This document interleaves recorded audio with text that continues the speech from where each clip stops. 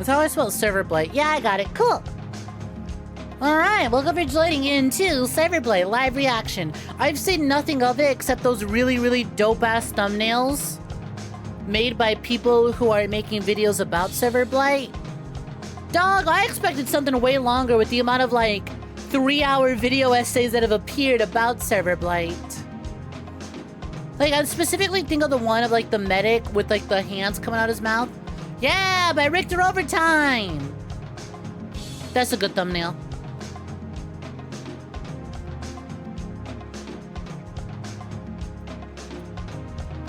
Let's give this a shot. Let's put this on. I think this one is gonna be more traditional horror as opposed to whatever funkiness to Interloper has been. You're on your way to Thunder Mountain. Payload. Hold on. Hold. I'm here to judge your stats. It's always demo men. Why is it always demo mains that find themselves in predicaments? At least this person has several hours on medic. Least played classes are the Skunt and Sniper. Good, keep it that way. But it's always Demoman mains. Why do Demoman mains always find themselves in predicaments? Fate conspired to punish the Demoman. As if being a black Scottish Cyclops alcoholic wasn't difficult enough as is. SMH, you see what happened? You picked Sniper, pal. Already. See, Demoman main veers off the golden path and decides to try Sniper for a little bit. It was over before it started. What up, gays? Dicks a lot. Rude. Alright, go, you see what crawled up your ass and it ain't dick.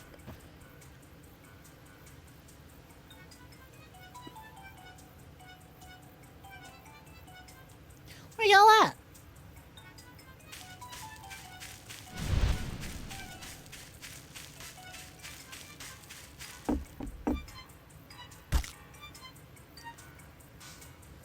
Dolphin fell to a clumsy death. Client disconnected.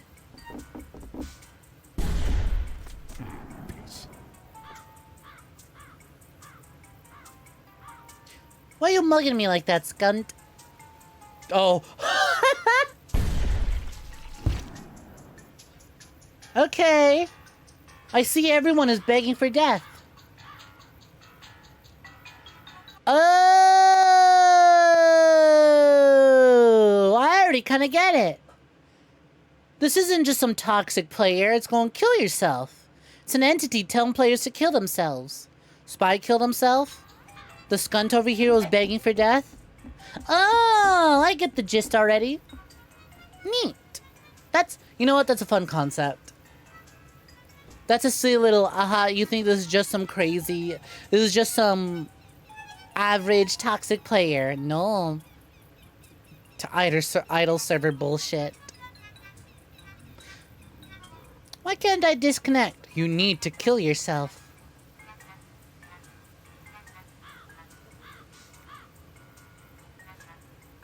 So my question is, right? Oh, you can't disconnect from the game. So you have to kill your character in game. But then I'm like, so what's stopping everyone from just walking off the map like the spy did? That seemed like the easiest solution.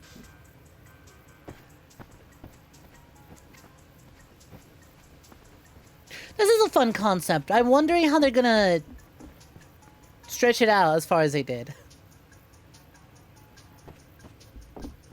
Because this is already fascinating, but I don't know if it's several YouTube documentaries fascinating yet. But we'll see. We're only one video in, and we're only halfway through that video. Kill yourself, partner. How are you doing that? You have to kill yourself.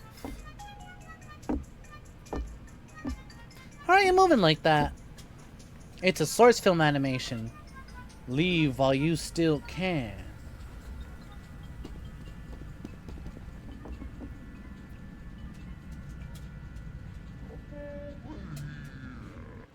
If a random player kept telling you to kill yourself, you'd assume it's just a normal player interaction. Exactly. Which I think is what makes this fun. It's like, oh, average player told me to... That guy have multiple fingers?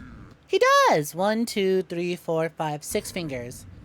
The heavy with 6 fingers.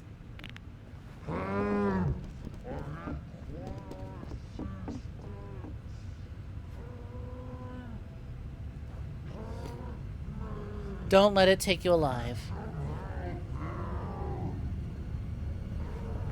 The fuck off, Lich. Hiya!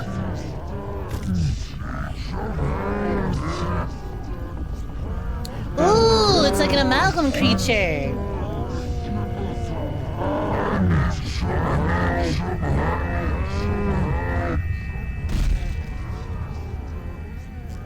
Dixalot fell to a clumsy, painful death.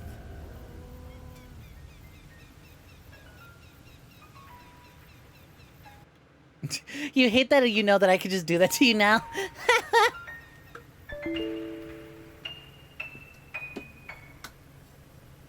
Oh, that's fun. Was that the fucking TF2 like theme? But played back through like a piano?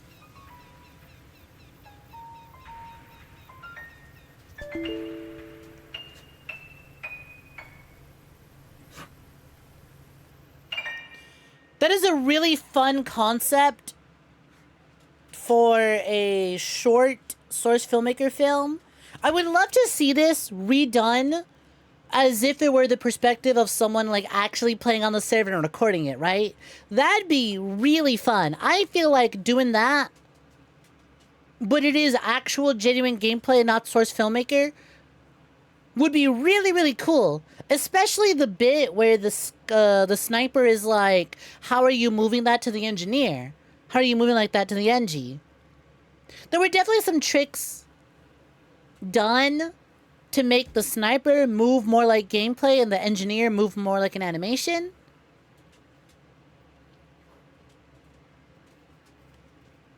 But I would love to see like an attempt to just like get this as authentic looking as possible. So when the uncanny weird shit starts moving, that'd be moving weird. Posture check, who's shrimping? I know you just got here, cooler box. Are you shrimping?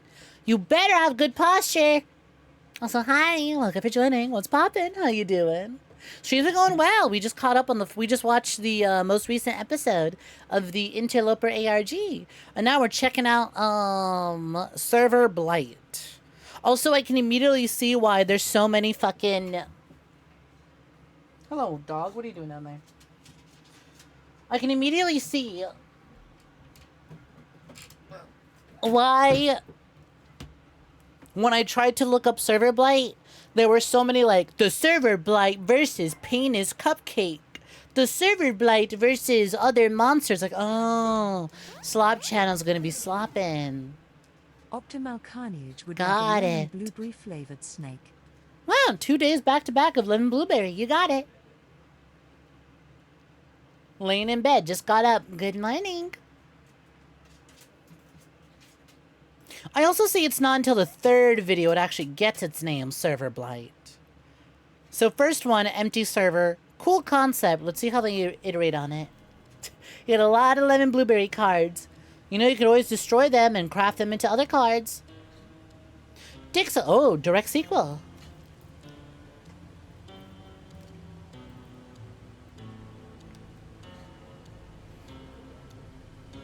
You're right, you're right. Oh, wrong button. I usually am. I usually am.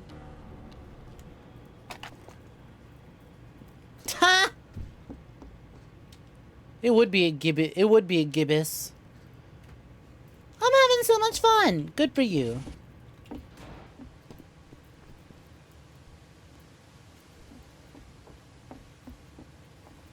Sentry going up.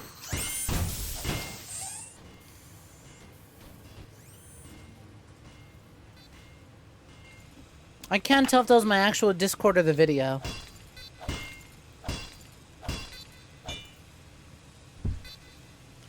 I'm having so much fun. Oh.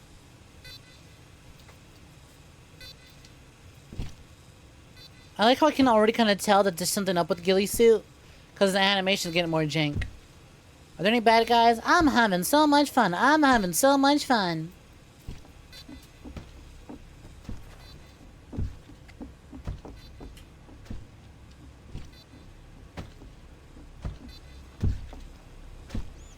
That's fun. See, that's fun.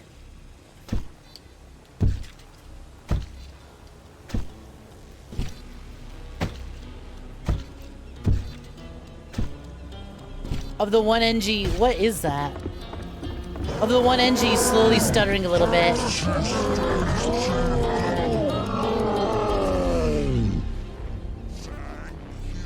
Johnny Danny 12 left the game. Oh, a lot of players. Gayfer left the game. Ghillie left the game.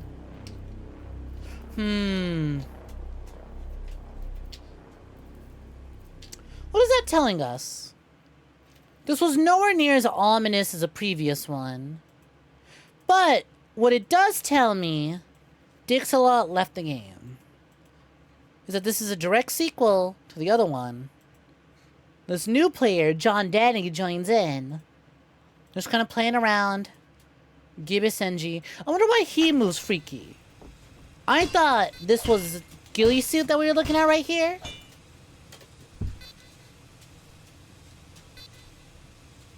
Because, like, look at the way he moves. I thought, I was like, oh, he's fucker's infected. He's freaky. But never mind. This is the normal player. Dispensing an erection. Hi, Breasty. What's poppin'? Welcome for joining. Hope you've been swell. Welcome, welcome. How you doing?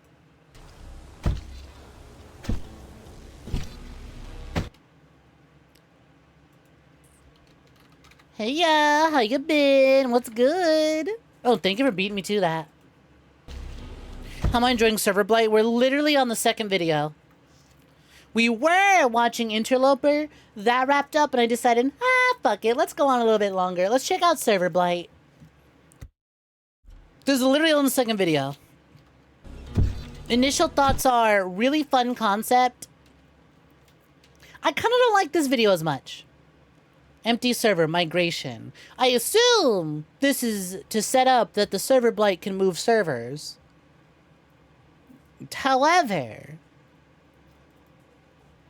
I liked the first video a lot more because it was just a fun, simple little concept of like, oh, haha, player telling me to kill myself.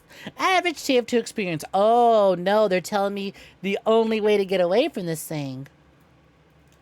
This video's immediately confusing me. Because one, I thought ghillie suit killed himself already. But, you know, maybe it's just taking on the form of anyone who joins the server.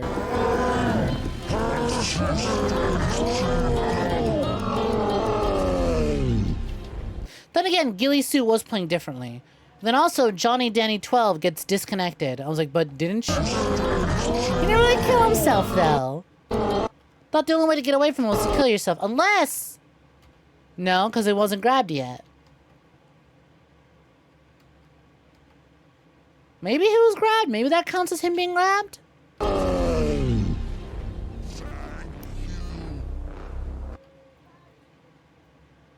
I also hear the thing go, thank you. Like it needed him for something. But I don't know what. Guess we'll find that out. All I can tell is that it's definitely moving to a new server.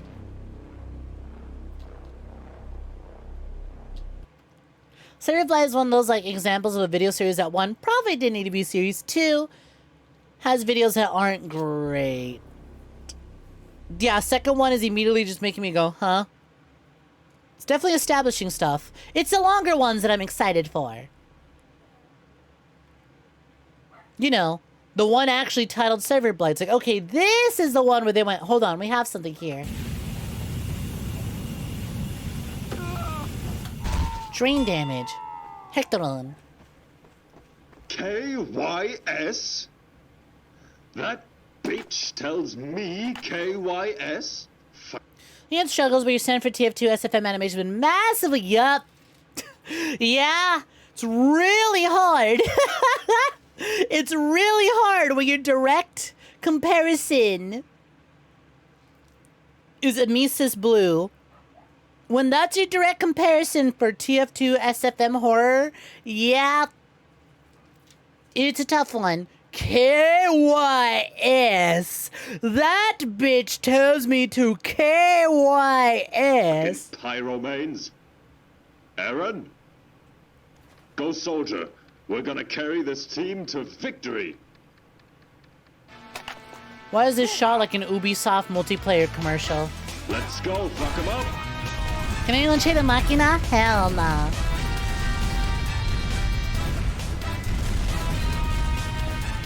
It's, you know what? I'll give it this. It's campy. It's already campy. God's drunkest driver.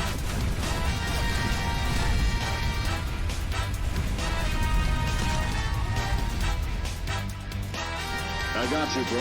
Oh, Mogos? I just want to talk to her. I got Hey, you. it's 𝐒𝐳𝐐.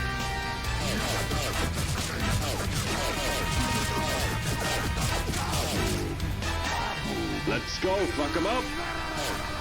Is this a prequel? Is this the server that gets blighted? Because I'm noticing some of the names are similar. Hector on bid farewell a cruel world. Yeah, man. Did you just kill bind? How did you do that? Bind K kill. What TF2 player does not have kill bind?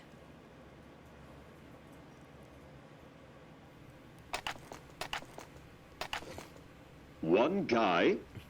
Aaron, we're gonna get stomped. No one plays these community servers, man. Let's play casual. What's Nah. your deal with casual, man? Casual, stinky, too many bots. Aaron?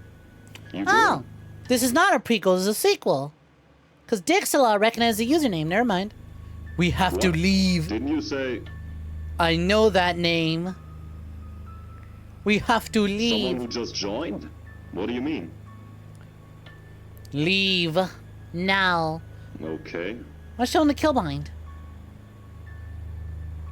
What the fuck? Why can't I leave? Kill bind. I can't. What the fuck? Who is this guy? Stop, dude. If this guy's cheating, who cares? We can just Alt F4 anyway. Can you though? Try it. We just carried the whole game. Some script kiddie's got nothing on us. Dude! Who plays this hard on TF2? Hi Dragoon, welcome to John Nails Poppin'. Hope you've been swell. Nobody talks this way about TF2. Let's fuck this guy up. Yes. Yo, Heavy, you with us? Gibbous! Scubmaster 96. We go together. Idiot.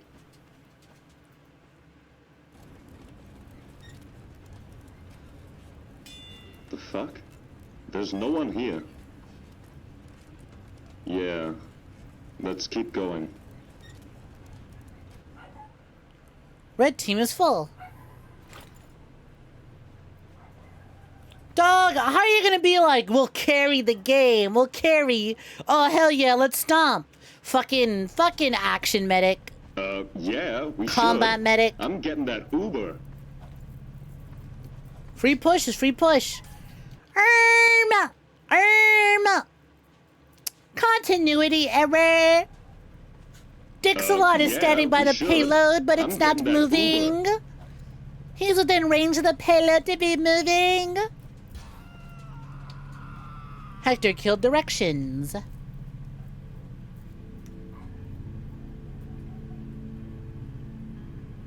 You okay? What? Yeah, let's...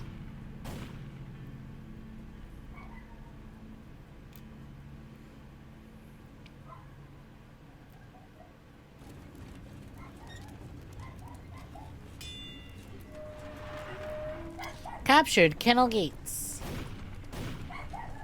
What the fuck? Okay. Check on him, says 𝐒𝐳𝐸.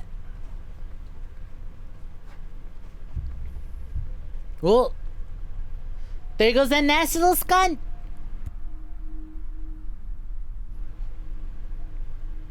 Aaron?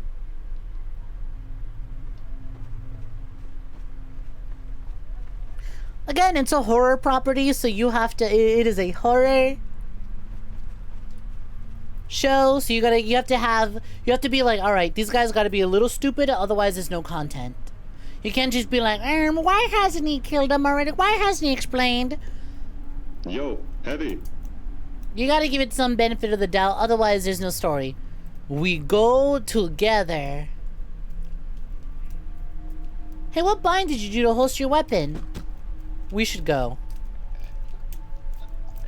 We should go together. Scary. To normal scout behavior.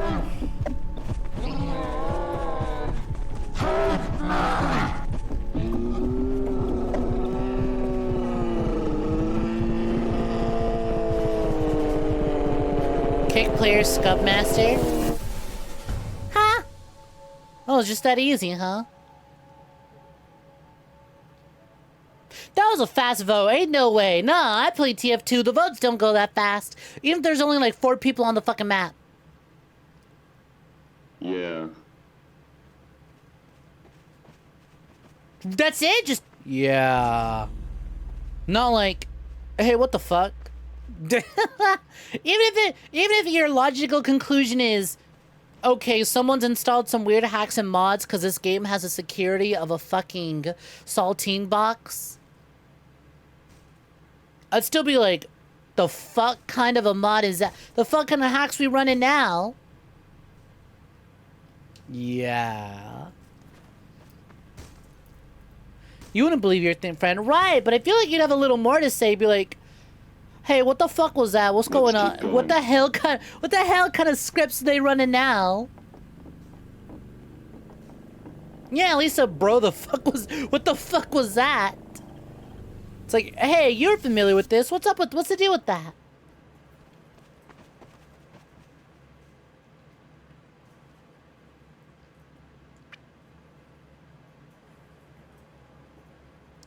It's like, hey, you were freaking out earlier. You want to explain that to me?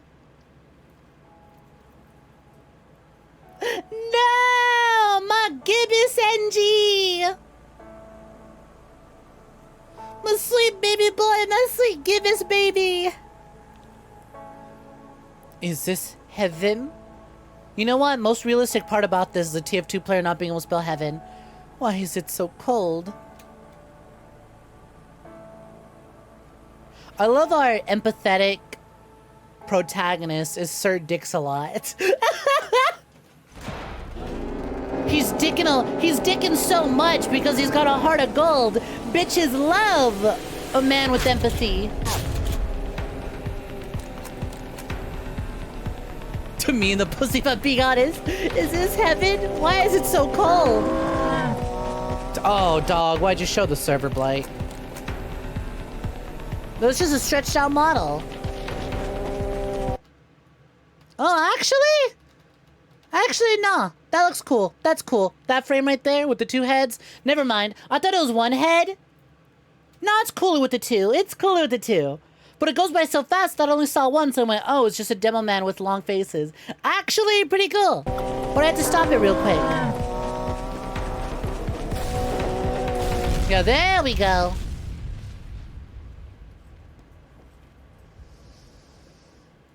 I thought for a second it was just a demo man model with long fingies, and I went, it's lame. But then I rewound and I paused and I went, wait, actually the design gets better if you pause it. Never mind. I'm glad that it's going by so fast and fucked up that I couldn't tell just how fucked it was. Never mind, props are props due. Fuck, that was bait. What? I saw that thing before. It's learning. Oh, his name's Dix-a-Lot, not Sir Dix-a-Lot. Sorry, he's just such a gentleman, you know. It pretends to be a player.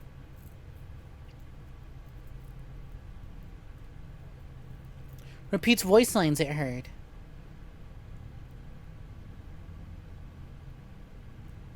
We have to leave the server.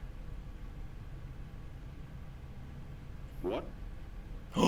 It's too late! He's already got! What? What? He's been got! Good. So even you thought it was Sir Dix-a-Lot. Right, Sir Dix-a-Lot is such a TF2 name.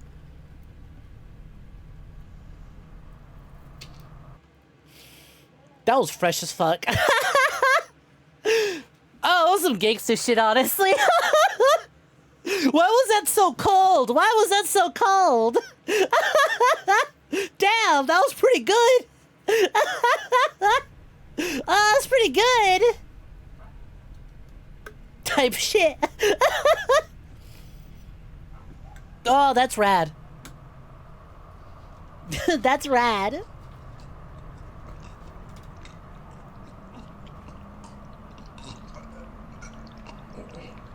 Hence I know what the fuck, man. He was already got. To be fair, he was not got during that moment.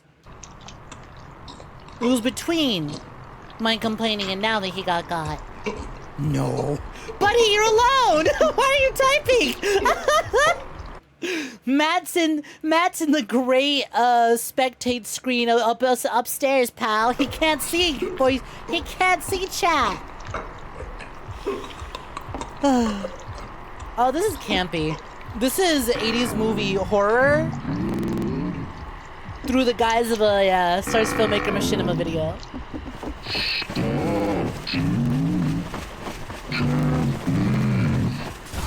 When did Matt say stop, dude? He did say can't leave. Dude, just uninstalled I'm sorry. Okay, but what if you just message him on Discord and he's fine? He's like, man, my credit card information's been stolen.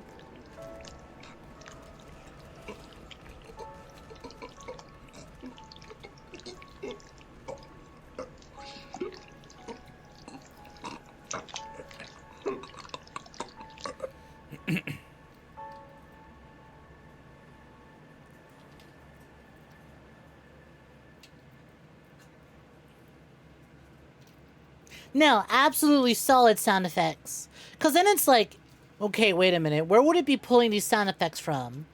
On one hand, it's like, okay, you're adding gurgling noises to be scary, whatever. On the other hand, if you think about it, if it mimics noises it heard, right? What if... If it mimics noises it heard, right? What if it's doing something to the player's IRL and it's gotten that sound from Matt's IRL microphone? Now that's some spooky shit to think about. He was got earlier when he attacked the scout. Let's see, I want to hear what he says after attacking the scout. Because if it is all just repeat dialogue, then that's really clever.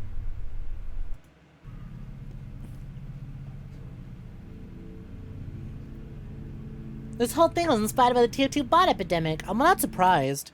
With the way the server list filled up, boop, boop, boop, boop, boop, boop, boop, reminded me of when I was trying to play and there was nothing but fucking bots all over. You okay? What? Yeah, that's... Oh. Let's go back to when he was yapping a bunch. Fucking pyromanes. Aaron? Go soldier. We're gonna carry this team to victory. You can tell it's Zen because he just says, what? I'm gonna blight the Let's angel. go, fuck him up. Fucking pyromans. Ooh. Betrayal on the... You know he hates them. Saying pyromanes like it's a slur.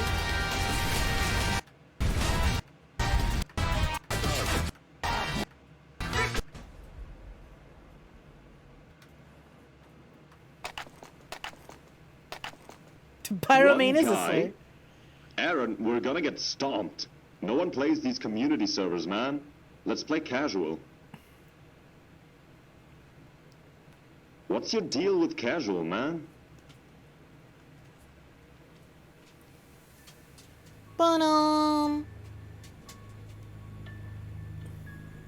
Aaron? You good? I'm What? trying to... Didn't you say you good? Yeah, there it is. There's a... What?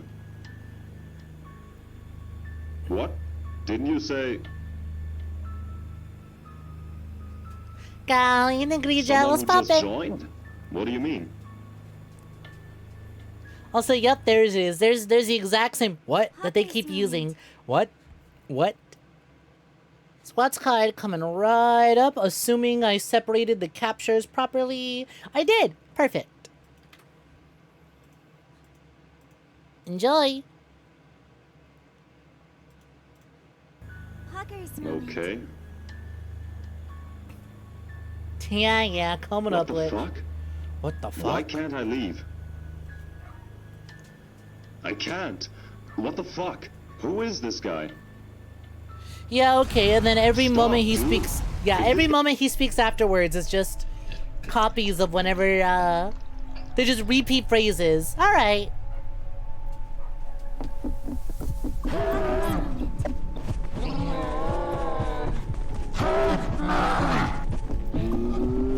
Ooh, one for you too. Oh my god, so-called free thinkers when someone redeems a free box.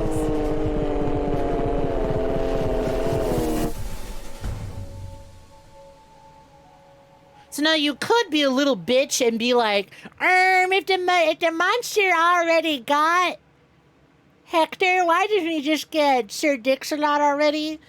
And it's like, fuck you, that's why. Secondly, okay, this adds a little personality to the creature, and that personality is it likes fucking with people. It's not just doing it, it does it because it likes to mess with its victims first. Yeah. Yeah. There we go. Alright, okay. It enjoys the thrill of the hunt. Exactly. Which, you know what, to be fair, is a lot like the bot epidemic during TF2. Because it wasn't a bot epidemic just for the sake of farming drops and getting weapon drops and flooding the community market and making money. It was doing it specifically for the love of the game, the love of ruining the game, right? So that's fun. Because, like, the people who were doing the bot shit, they weren't doing it just because. They weren't doing it just because they were trying to, like, use bots to get a whole bunch of, like, TF2 item drops or whatever. They were doing it because they loved fucking with the game. They loved ruining the game for other people. So it makes a lot of sense that the monster would be based off of that. And then also enjoy the hunt.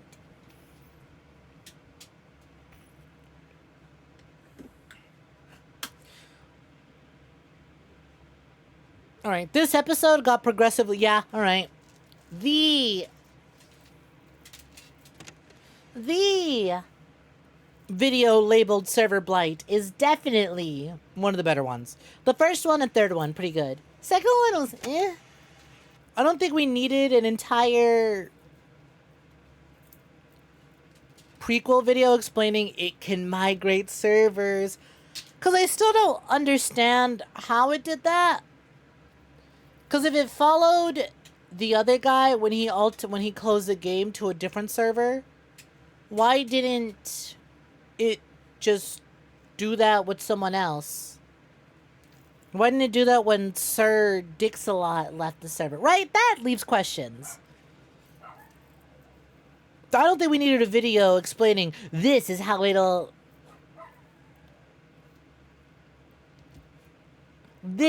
migrate servers and hunt down new prey. Like the idea of it just being on its own server, locked away, and if you just happen to stumble into that server, then get fucked, buddy, is a little interesting. We'll see how they drag it out to several more videos. I don't remember falling asleep. It's dark. Quiet. I feel numb. This is them reading a lore video. Ah. I don't remember much. Is this heaven? I was at home. Safe. Dimmy, did I send you yours? I think I did. There's a sound. Something but I'm not too shifts sure. in the darkness surrounding me. I call out. The voice I hear doesn't belong to me. No one responds. The feeling gradually returns to my limbs. My body feels disoriented. But do you feel like you carried that game, though? I'm stuck. Soft, immovable walls all around me. Wait a minute, I can check if I sent you the packs already. How did I get here? I was at home, by myself. Another sound. The walls contort around me. Gravity inverts as I'm turned upside down. Something is pressing into my neck now. Feels like a hand. I try to move my arms. They aren't where they're supposed to be. My right hand is too far away. My left hand is on the wrong side of my body. What's happening? Another sound above me. A gurgling groan. Like a person in pain. There's something very familiar about the voice. Am I laying under a pile of bodies? I call out to them, but my mouth won't make the right sounds. The hand pressing into my neck is starting to hurt. It raises a question to me of like, so what happens to their body? It's clear that something's happened to them IRL. My shoulders too broad. Where am I? Everything jolts again. But like, so it's obvious the Serverblight is affecting them IRL as well. But I'm like, does it take them anywhere? Does it suck them into the game? Is it like a The Ring situation? It pulls them through the screen? Now as my entire prison slowly crawls forwards, like a centipede lumbering on 100 legs. With every step, a sharp knee stabs into my abdomen, and I can feel cold breath on my left palm. Oh God, I'm freezing. The biting cold startles my returning senses enough to make me shiver. Where am I? Is this a pile of bodies? Or a pile of corpses? Everything shudders. We hit the ground. I hear a dozen voices groan in pain. I'm one of them. Fingers dig into my neck. The world rearranges again. I'm lying on my side now. There's an opening. You want to say things that one Snek voice on your head. Light Shut! shines through. Let me get to it! What is this? Exactly, Through exactly. the tiny Shut! crack in the wall. Don't worry I can about see it. the Shut! distinct photocopied textures of Team Fortress 2. I can see pastel blues and snow and stone. What's happening here? Another pained moan. I can see my surroundings now. All red cloth and taut This bitch skin. pinging me. Arms Hello! and legs and torsos and faces, all bent and stretched and squirming. Growing fingers pierce the flesh on my neck. We're moving now, scuttling towards the tunnel in the center of the map. Hello! Hello! Something pulls us along, The word. knitting together a dozen digital bodies. It's to getting build everyone itself now. up. I can feel its writhing influence all around my body, pulling my limbs apart, distorting my form. My arms are too long. My legs have too many joints. I'm being rebuilt according to some otherworldly So this doesn't blueprint. tell me much other than, damn, Our it mass sucks to forces get itself got. into the tunnel. Thematic hazard I can bit. make out someone standing at the other end. Another player. I remember. A spy. Helpless. Very, Staring very, back at our mass. very Something smiles smart behind my head, and all of our branding constituent wise parts start to scream make the for help. elongated fingers the thing that We you do barrel a down the lot. tunnel as I feel its fingers enter my body. They split, and 1,000 parasitic tendrils wrap around my mind. It wants me to go along with it, to move and scream like the others. I resist. Its smile widens behind my head. It savors my resistance. Then I feel 1,000,000 burning pixels sear my flesh, and I scream for it. 1,000,000 burning pixels sear my flesh is a fascinating line that I am like, so is that actually you getting dragged through the TV and it's the screen? You are being dragged through the screen?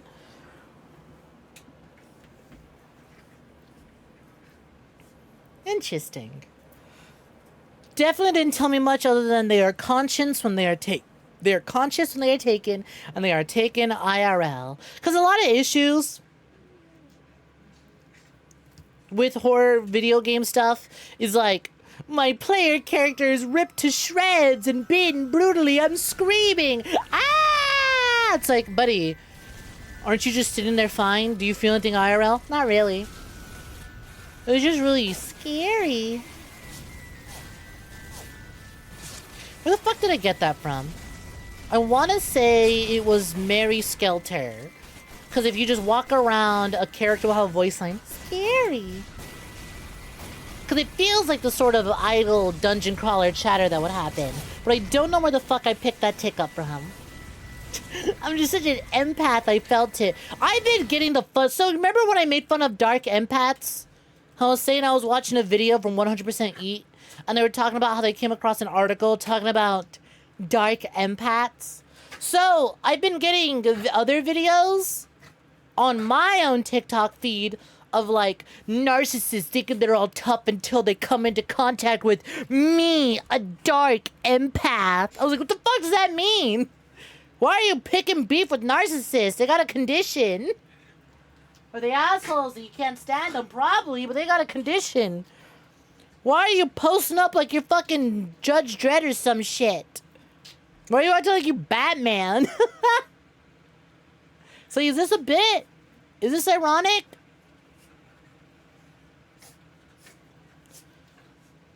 Or you're being for real? To me, like, the fuck did I do? What did I do?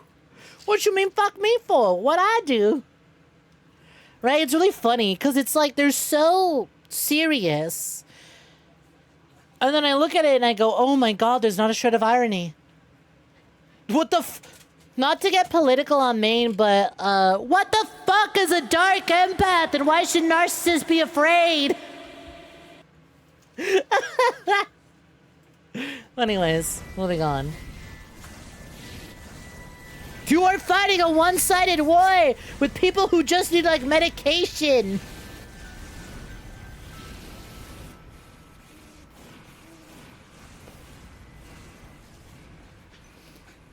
Ah, we're getting an outside perspective. Cleanest setup a TF2 player has ever had. Alienware! Okay, this is what I've been waiting for. Oh, and don't switch to the source filmmaker screen. Keep it gameplay. It's so much more authentic and really, really impressive if you keep it gameplay. Playing TF2 in my murder basement. Youngest Team Fortress 2 player.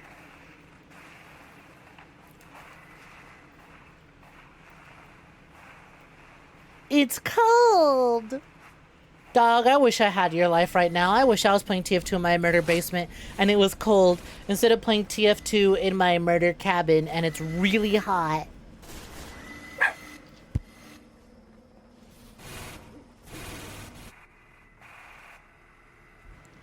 This is weird. Impressive they decided to do an IRL bit for this. It takes guts. It takes effort.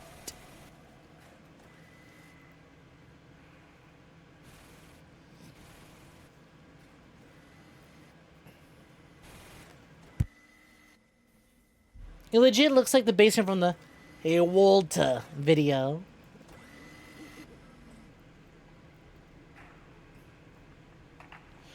Dog, you have a laptop. You could be literally anywhere. Why are you playing in your basement? I know that shit's not connected via Ethernet. Oh. I know that shit's not connected via Ether. Actually, is it? Let's rewind. See? No Ethernet cable. What the fuck? You in the basement?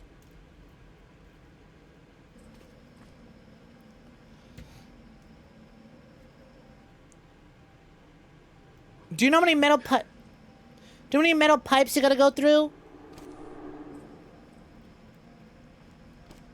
Your Wi-Fi connection is ass. You're gonna get DC from the server. Damn, you read the bit wrong. I went, damn, bro forgot he's white.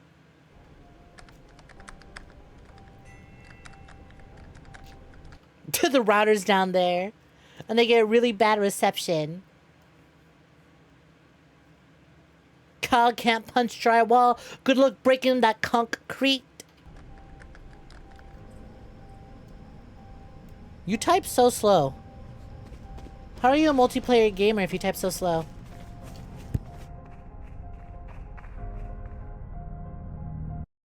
Looking down at my hands, remembering I'm white and falling to my knees in anguish. For a brief second, spending so much time in my chat, Wongful forgot they were white. Oh, to smile. Ani Silver on YouTube says that she is fully reliable on the laptop. Have 2 screens, a keyboard, a mouse, USB sound card, and Ethernet cable, along with some extra goodies and 2 external hard drives. So you get living in a static laptop. Well, no, I understand living in a static laptop. My laptop that I streamed off of before I got this desktop, the battery exploded on me. And so I had to have it plugged in at all times because that battery was removed. The laptop had no battery, and so I could not just take it anywhere. If the power went out, the laptop died. It was basically a desktop at that point because I had to have it plugged in at all times. And I also had a second monitor hooked up to that laptop. Keyboard, separate keyboard, a mouse, capture card software, Stream Deck, and a USB hub that also acted as extra fans. Now that shit was stationary as hell. I don't gotta call out your typos like that, did I? Did I call out your typo? All I did was say concrete, baby. I read your message just fine. You a victim. You just traumatized.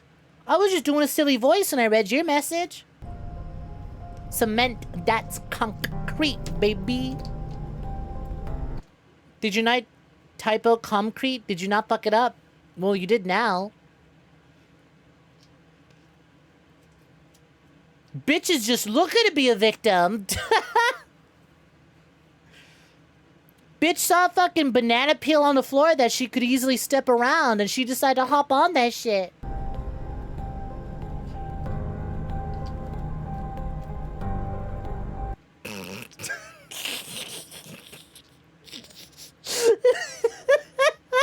I'm so ominous, heavy, polygonal model behind is so fucking funny to me. Fuck off! Exactly, so that's the best. Oh my god.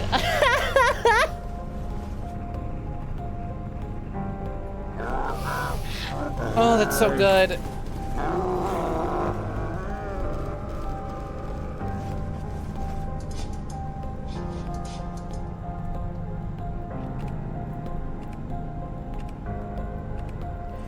Alt F4, unplug, disconnect. Hold your power button. Hell, at that point, just Alt F4. Scary.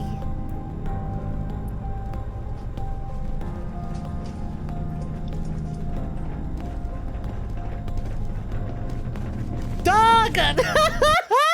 If I looked into my room and I saw an infinite hallway before me, I would probably get the fuck up. Maybe he understood the rules really quickly. Maybe he understands he has to keep playing the game to survive. But I would have at least jumped out of my chair and started freaking out.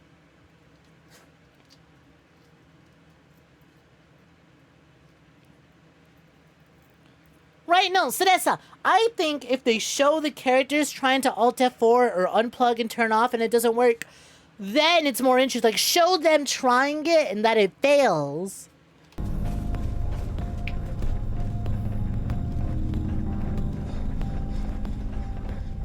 Oh, that's so funny.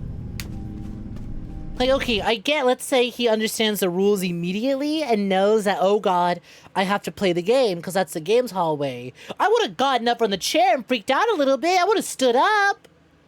Lock the fuck in. I guess that's what separates us, huh? That's a gamer right there. No fear response. Got a cap point.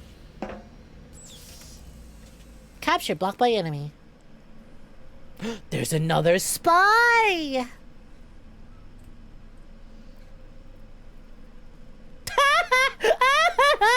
No, I got my fingies on it.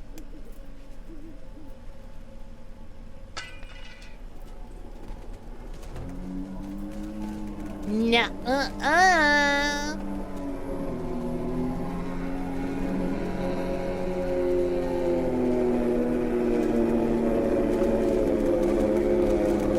We go together.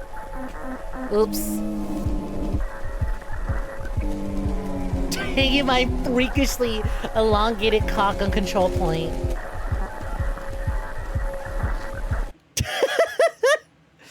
The Homer Simpson's fingers. Mmm, donut.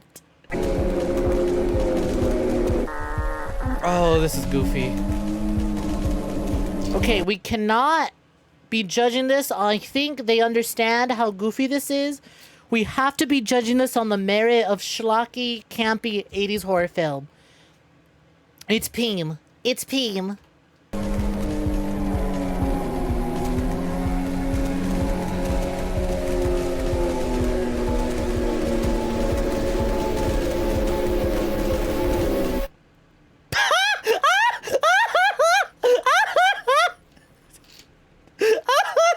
That's the best you got.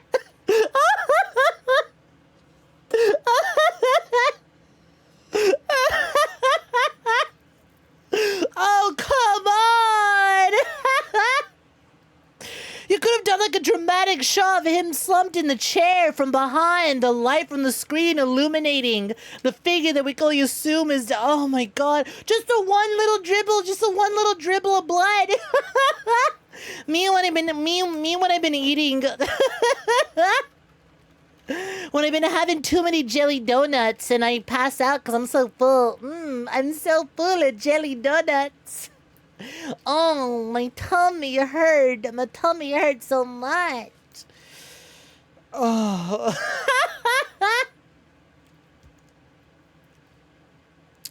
Look at his glaze. No, the eyes are fine. The eyes are fine. I think, honestly, they shouldn't have included the blood. They shouldn't have done the blood. Like, the eyes are fine. Okay? The mouth that gaped, slumped over dead without glazed over eyes. That's honestly fine. It's genuinely just a little trail of jelly. It's the little trail of jelly that gets me. It's totally fine if they didn't include the trail of jelly. You after your fucking wisdom teeth got removed. Oh. That was the worst one.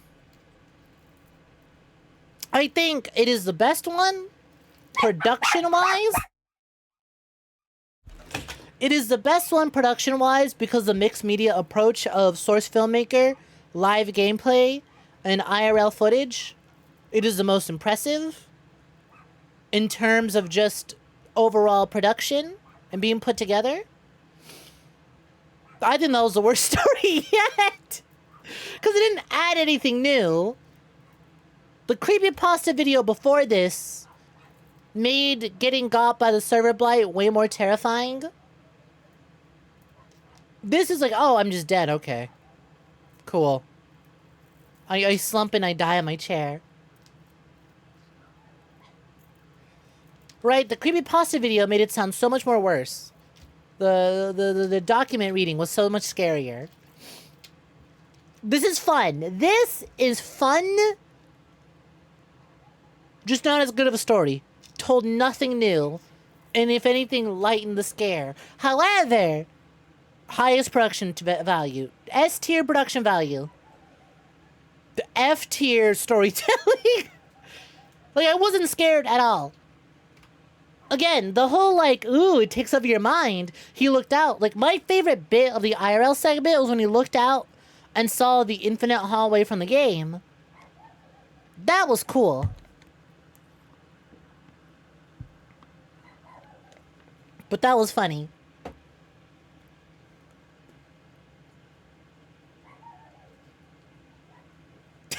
As someone who studies cinema and is about to graduate, therefore a professional, Ani says, cinema. Absolute cinema. Yo, Alexander, what's poppin'? How's it going? Hi. We're watching Serverblight. How you doing? I'm gonna catch this shiny snack. No, you're not. Go ahead and try. All I'm saying is, whoever our protagonist this time around, 680 hours as Skunt. 600 hours as the Skunt. They deserve what's coming to them. They deserve what's coming to them. The most deserved Hey guys, it's been. I'm back. How's it going? I thought they got Mr. Waffle Waffles for a minute. Hi guys, Mr. Waffle Waffles here.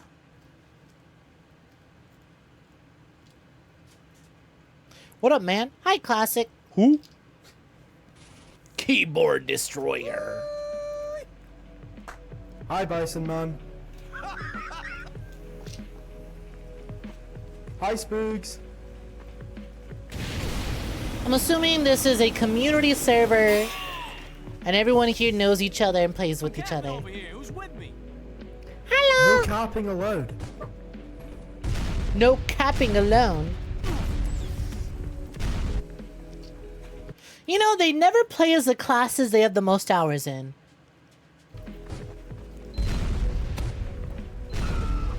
Our protags always have high hours in one class and never play as the other. The protagonist of the first video was a Demoman main, but did not play demo.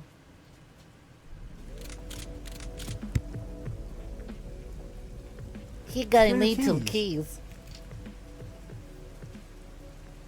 You're actually just scamming people.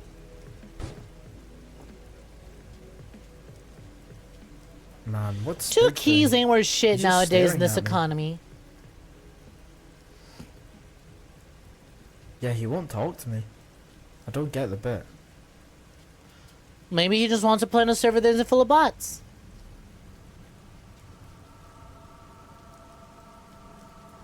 Spooks ain't been online since yesterday. Million D doesn't know that you could just set your Steam profile to invisible and still play games.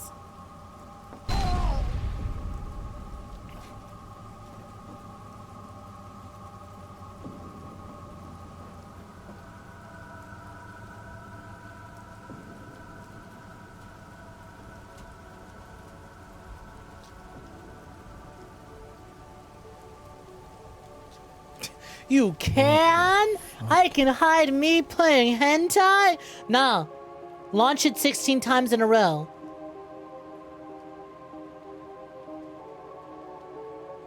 Loud and proud, exactly. Serverblight 5 to be released in a few weeks.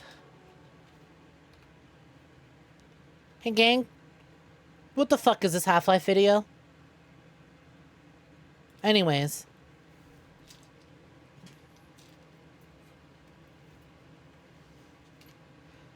Anyways.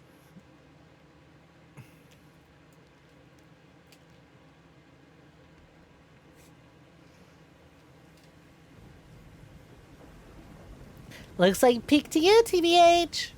It's Pim.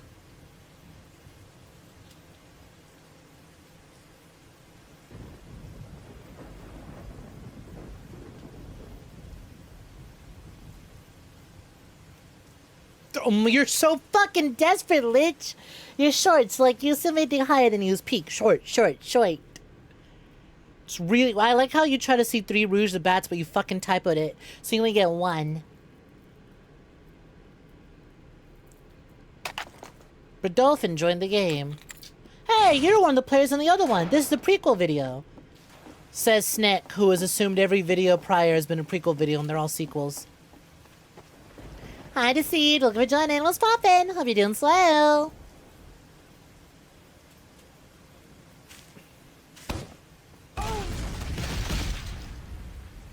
Get cummed on. Been a minute, Deceived. Hope you've been slow. Dead ringer! You gotta be careful. You gotta watch out for them dead ringers, buddy. It's like you're new to this. Life is simply unfair. Oh my god, Delta Zero escape.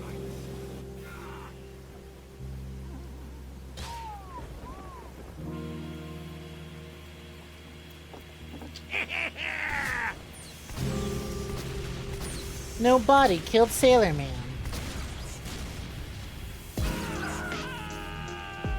Ooh, okay, alright. Lo-fi beats to watch campy horror to?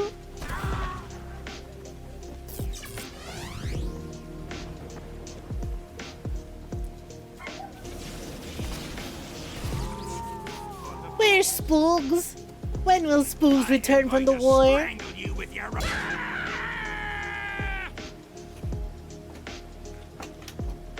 You bitch spy!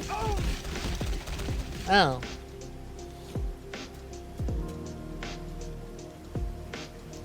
They both kill commanded.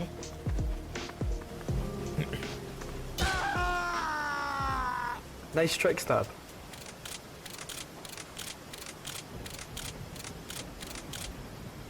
How's your day, man? Thanks. It Hey, is what I it get you. is.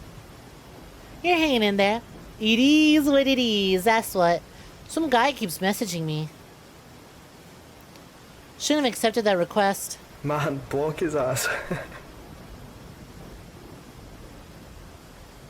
Probably should. Are we gonna retread? Are we gonna retread old ground? Of here's character who speaks, who is gonna get infected, and then it's gonna be a twist reveal that they were infected the whole time later. While we have mute character who types in text chat. Hello, hello, hello.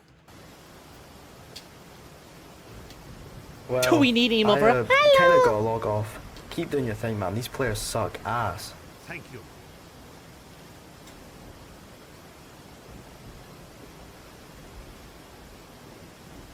He can't log out. Hell? Why can't I disconnect?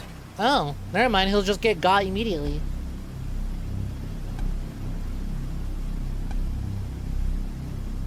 The claw.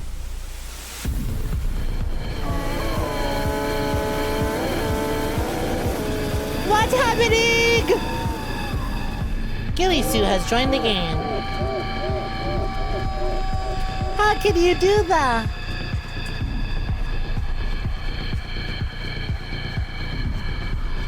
Alright, yeah, this is an origin video.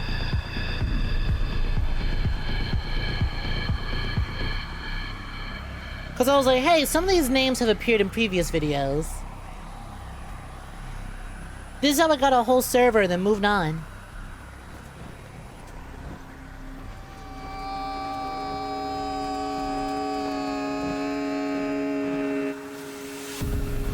It's him! It's Dixalon! Maybe it's not a prequel. He's gone from server to server protecting people! That's my king! Read your fucking messages.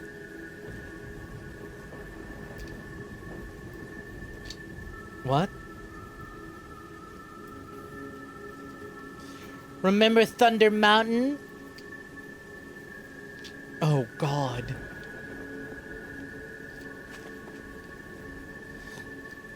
Listen. Don't trust anyone. Don't touch anyone. And don't stop running. We can make it out. Can't you just kill yourself? There's saw blades, like, in the center of the map. Go to the saw blades.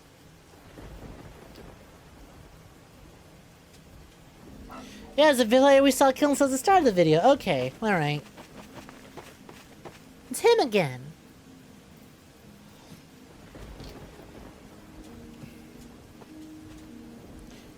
Wait, let me check first.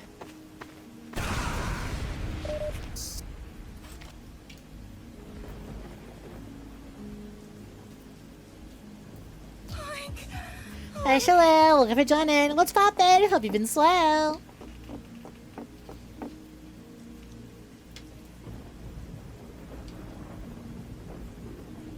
Ooh, cinema.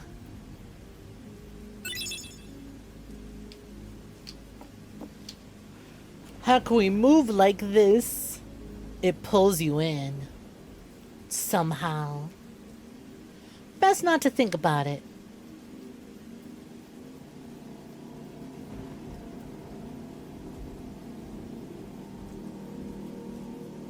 Ooh, congratulations on the move. Hope the new place treats you swell.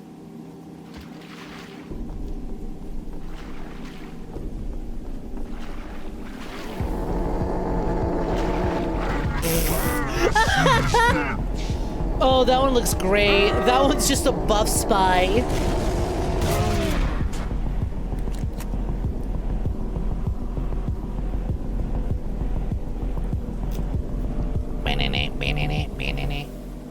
Bredophile. Bredophile. You fucking... He's scared.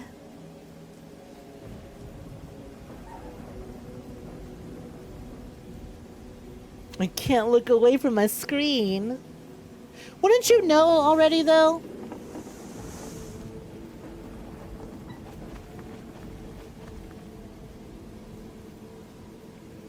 We're going through mid. Me wanting... This is mean. Don't take this as serious, but we're going through mid. Me when I'm in a Serverblight video. We're going through mid.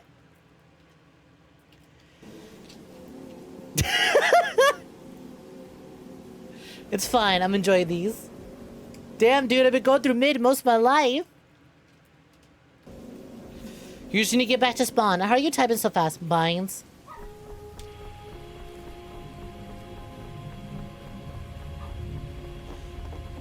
There we go. We did it. Just walk into the saw blades and you're done.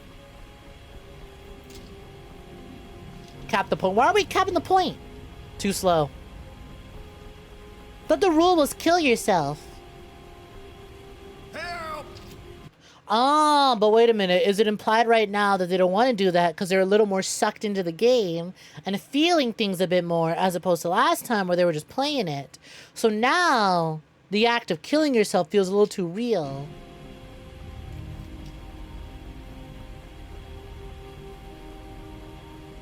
Or am I giving Serverblight too much credit?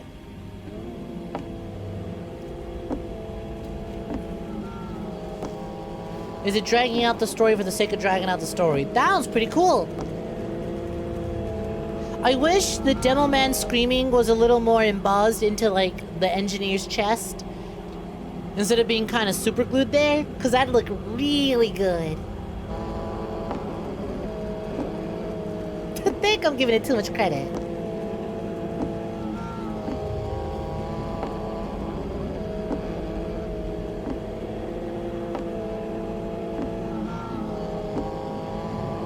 Duh. Look at his wide fucking neck.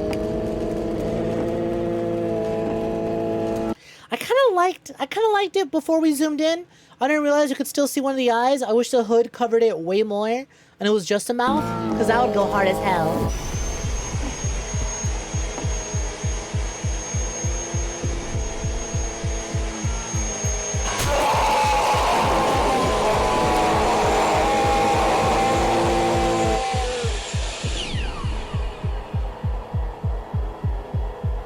Alright, that was dope. That right there implying that it's like, oh hey, Classic can still feel things. So let me torture the shit out of him. That's fucked.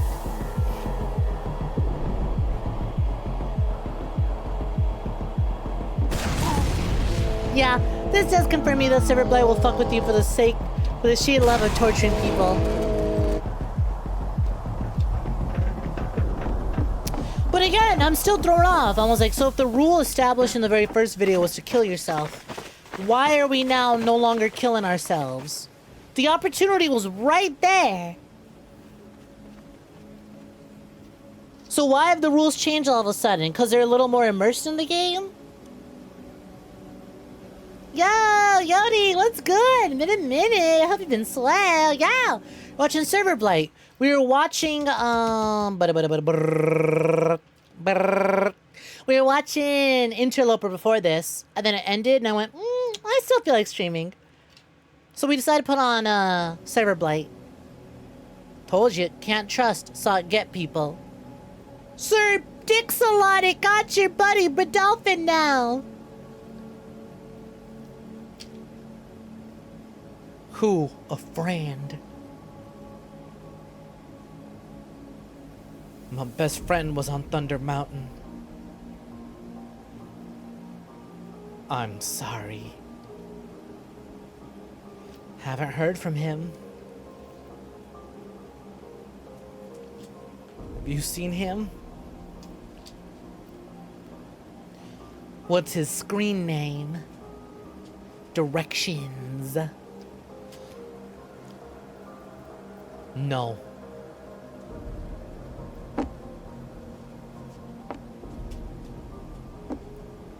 Is that gonna be him? Is that gonna be directions? How you been, Yodi? Hope you been swell. Shoot me. Got a new job, promise it won't start for a month. A whole month? Hang in there. I'll respawn in there. Again, didn't we establish that killing yourself is the way to get out of here? Or are they just fully in the game now?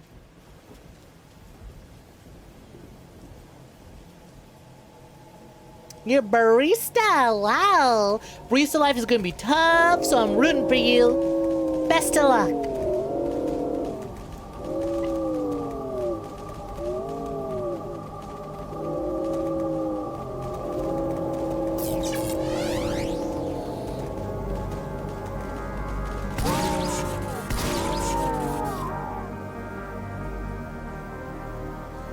Reichsdrift.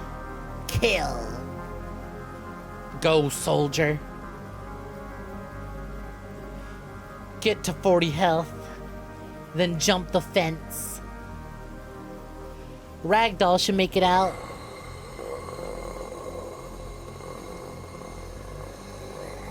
Bro, get off the fucking mic! Push to talk! Shut the fuck up! No one believes you! He's just like, what's poppin', kitten? I just fell asleep in voice call. This is my morning voice. I'm not doing a voice. This is what I sound like when I wake up. Shut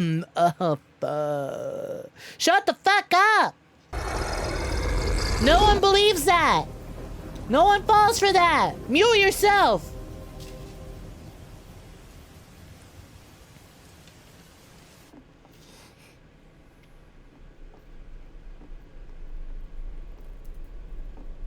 Oh no, Lag's fight, you're getting server blighted!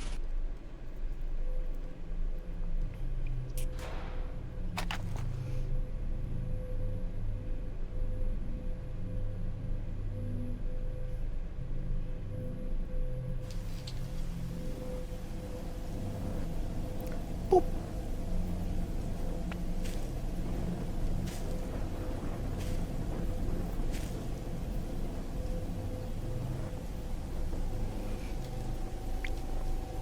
How much HP? 40. Can't they shoot each other? Don't give yourself.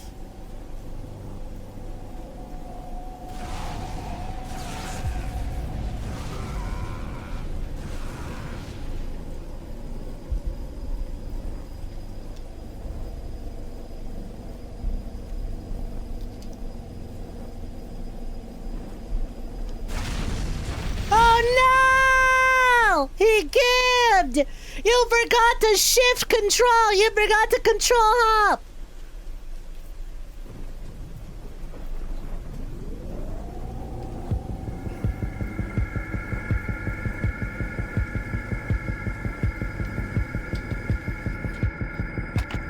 So I guess the implication is that the server blight has gotten stronger and now killing yourself won't be the only way out?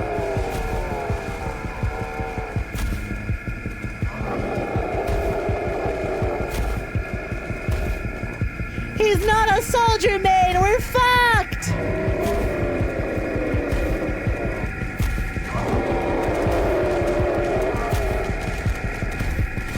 What the fucking ragdoll noises? He can't do it! He sucks!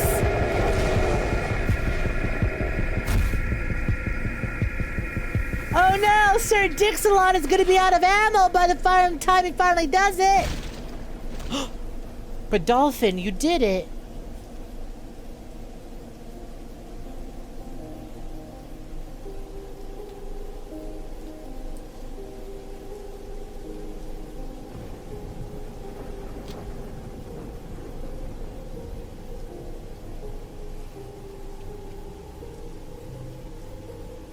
You think that they have to die and have their body out of the map to leave.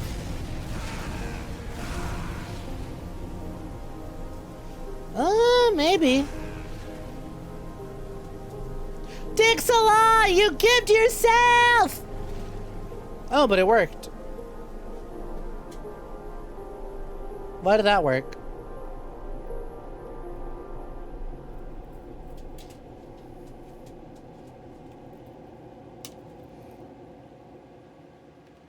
Oh, he got launched.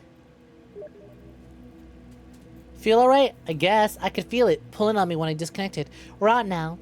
You showed me how to leave on Thunder Mountain. We're even. Thank you. I need to know. Will you help me? Not the fucking COD ghost profile picture. Real as shit. I don't know what's happening, but more people might get hurt. Maybe we can warn them, get the server shut down, anything. Maybe I can see Matt again. We could find your friend. I really miss him.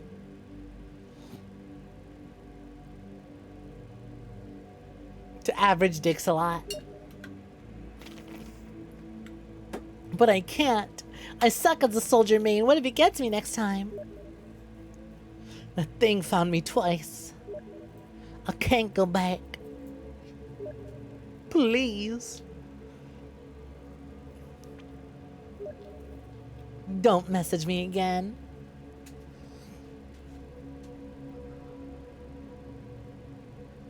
Aren't you the guy that died in the last video?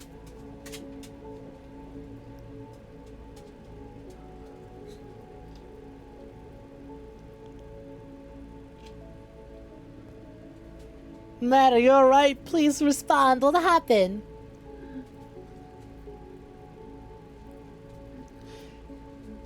Dix killed Direction the first episode, so he wasn't able to escape because of it. Ah.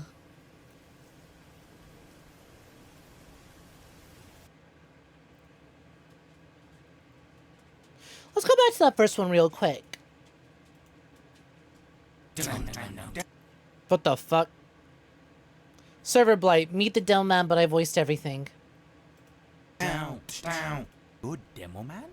This is April 1st? February 15th. Why is this in the Serverblight play? Why is this in the Serverblight playlist? What is that doing there? What are you doing here? What is this?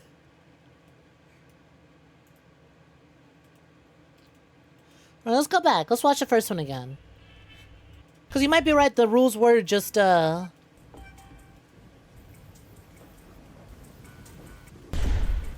Godolphin. Oh, yeah, here we go.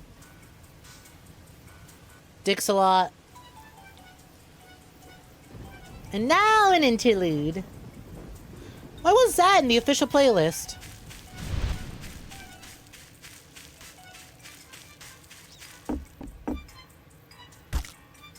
Yep, there goes. Godolphin fell to a clumsy, painful death.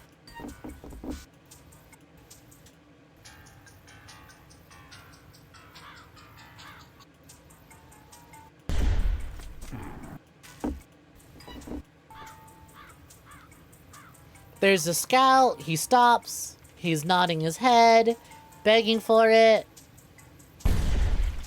Kill directions.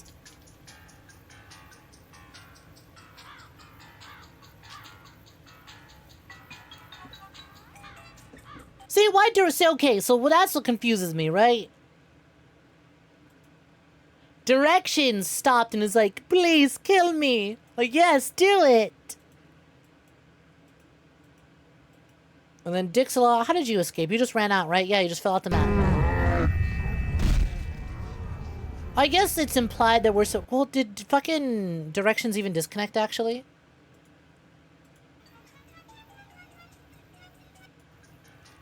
Dix-a-lot killed Directions. Oh yeah, no disconnect though. Yeah, alright. There we go. So the lack of a disconnect means, okay, just dying ain't gonna work. Got it. Never mind. It covered all its bases. They did a very good job. They established the rules, kept it vague enough, made sure everything followed the rules. Well, yep, Directions was killed, but did not disconnect. And then we see here, Dix-a-lot fell to a clumsy death outside the map. Interesting. Disconnected.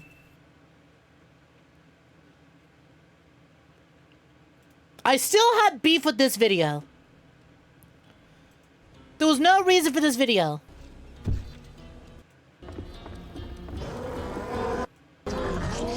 I don't know what this told me other than it needed someone else to leave so that it can follow it, but I don't know why.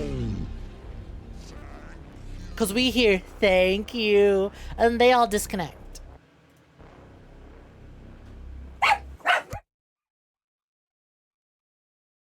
And this one was 𝐒𝐧𝐞𝐤 and his other buddy. What? And then 𝐒𝐧𝐞𝐤 leaves via capping point, and then diving. Yep, capping point, and then diving outside a map. All right.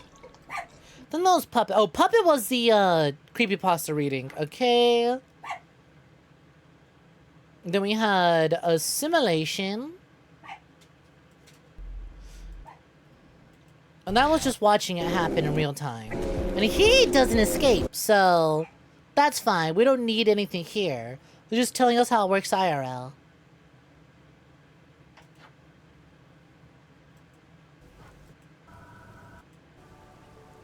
And this is just showing us that classic got absolutely fucking got. And then we had Serverblight Reflection.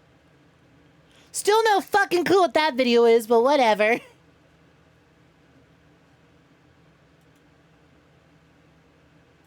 You think it was, it's not a series, but here, have more so y'all will leave us alone.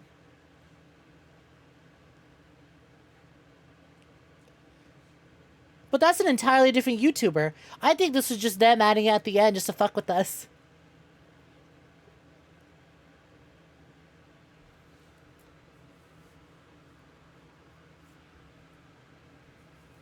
You need more stuff like it. You like cryptic horror shit like this. Well, if you like Serverblight, you'll really, really love Mrs. Blue.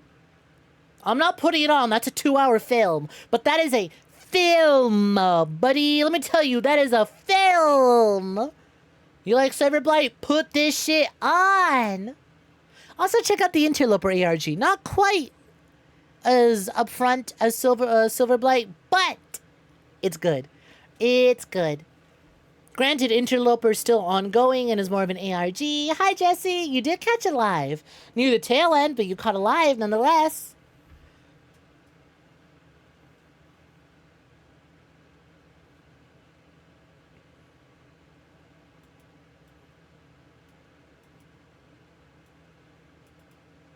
The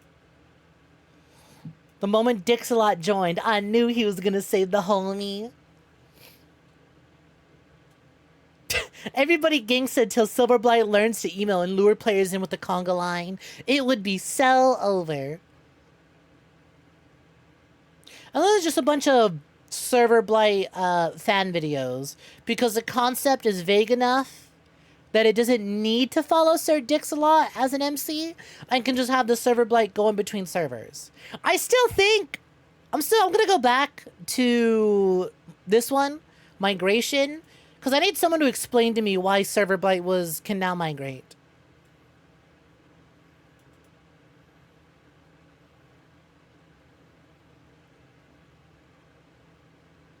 Ha! Given the 𝐼𝐿𝐵𝐿 is vulnerable to fall damage and instant death zones, the funniest ending in the series would be a blue pyro air blasting it off a cliff.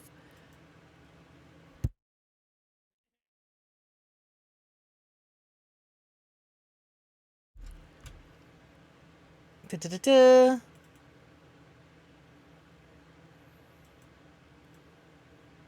and Scott from part 1, they did not escape, so their names are on that list. 𝐿𝐵𝐿 was obvious, but being used as bait, but damn. Yeah, Scout didn't escape because he didn't disconnect.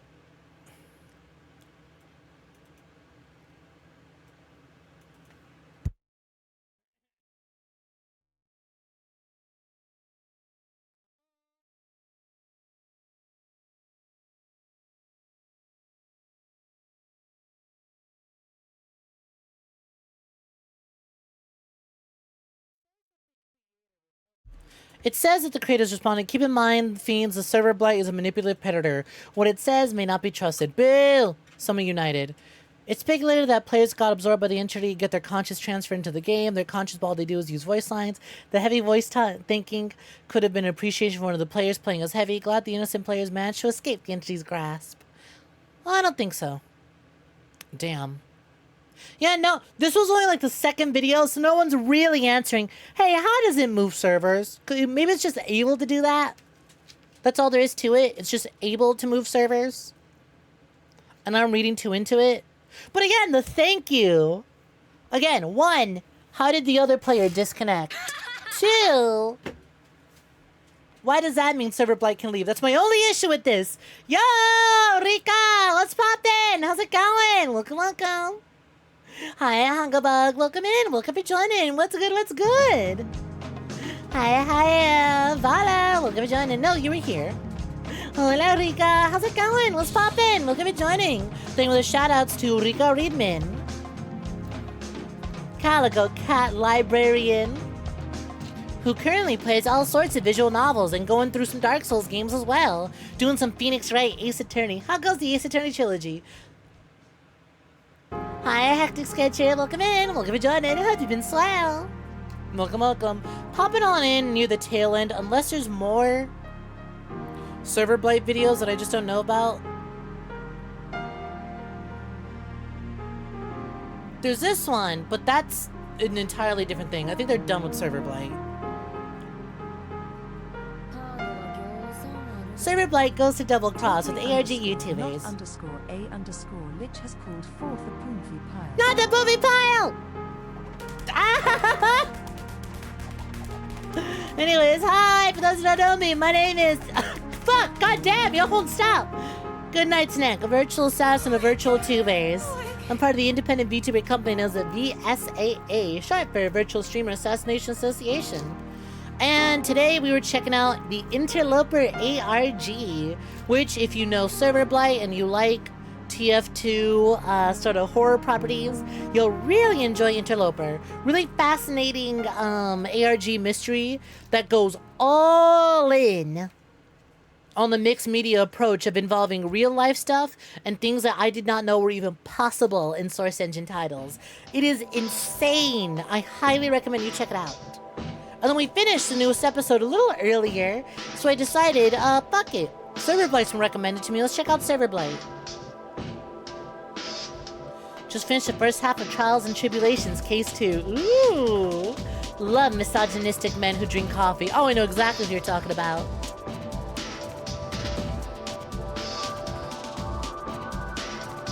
Whoa, SFM on ARG. Yes, so...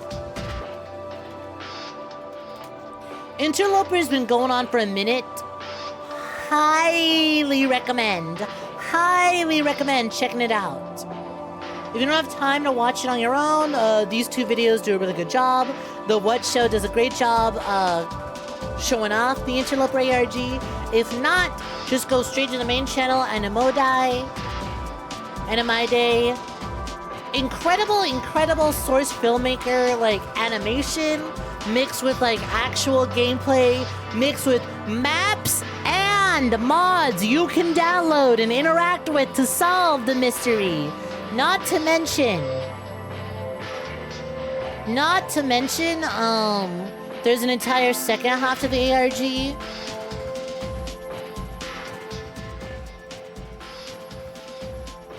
That involves this video archive of several decade-old videos, and it's super fucking cool. It's real neat, whereas Serverblight is more like more like, you know, not classic. What's the word I'm looking for? Serverblight's more like direct and storytelling. Interloper is fascinating. Because again, despite the directions and twists that Interloper goes, I love that our main character goes, huh, why is my computer doing that? Actually, why is my computer doing that? I'm not going to think much of it. This is someone who knows the ins and the outs of the source filmmaker and any source engine, and it is insane. It is absolutely fucking insane, the things they pulled off. Because again, it's one thing to just animate it, right? Like Serverblight.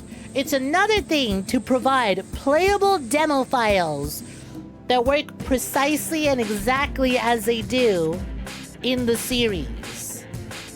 It's nuts.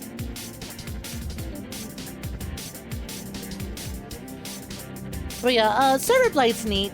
I think I would really, really love a Serverblight video that is much like Interloper, shot entirely through gameplay. Gameplay and believable source filmmaker that makes me not realize that we've seamlessly cut from actual TF2 gameplay to source filmmaker stuff. Because that's what I really love about Interloper, is that it's really hard to tell. It's like, is this still gameplay or is this source filmmaker magic? And there were bits of Serverblight that made me go, ah, yeah, we're doing gameplay, to, ah, boo. Ah, boo, we're cutting over to fancy video editing. Never mind.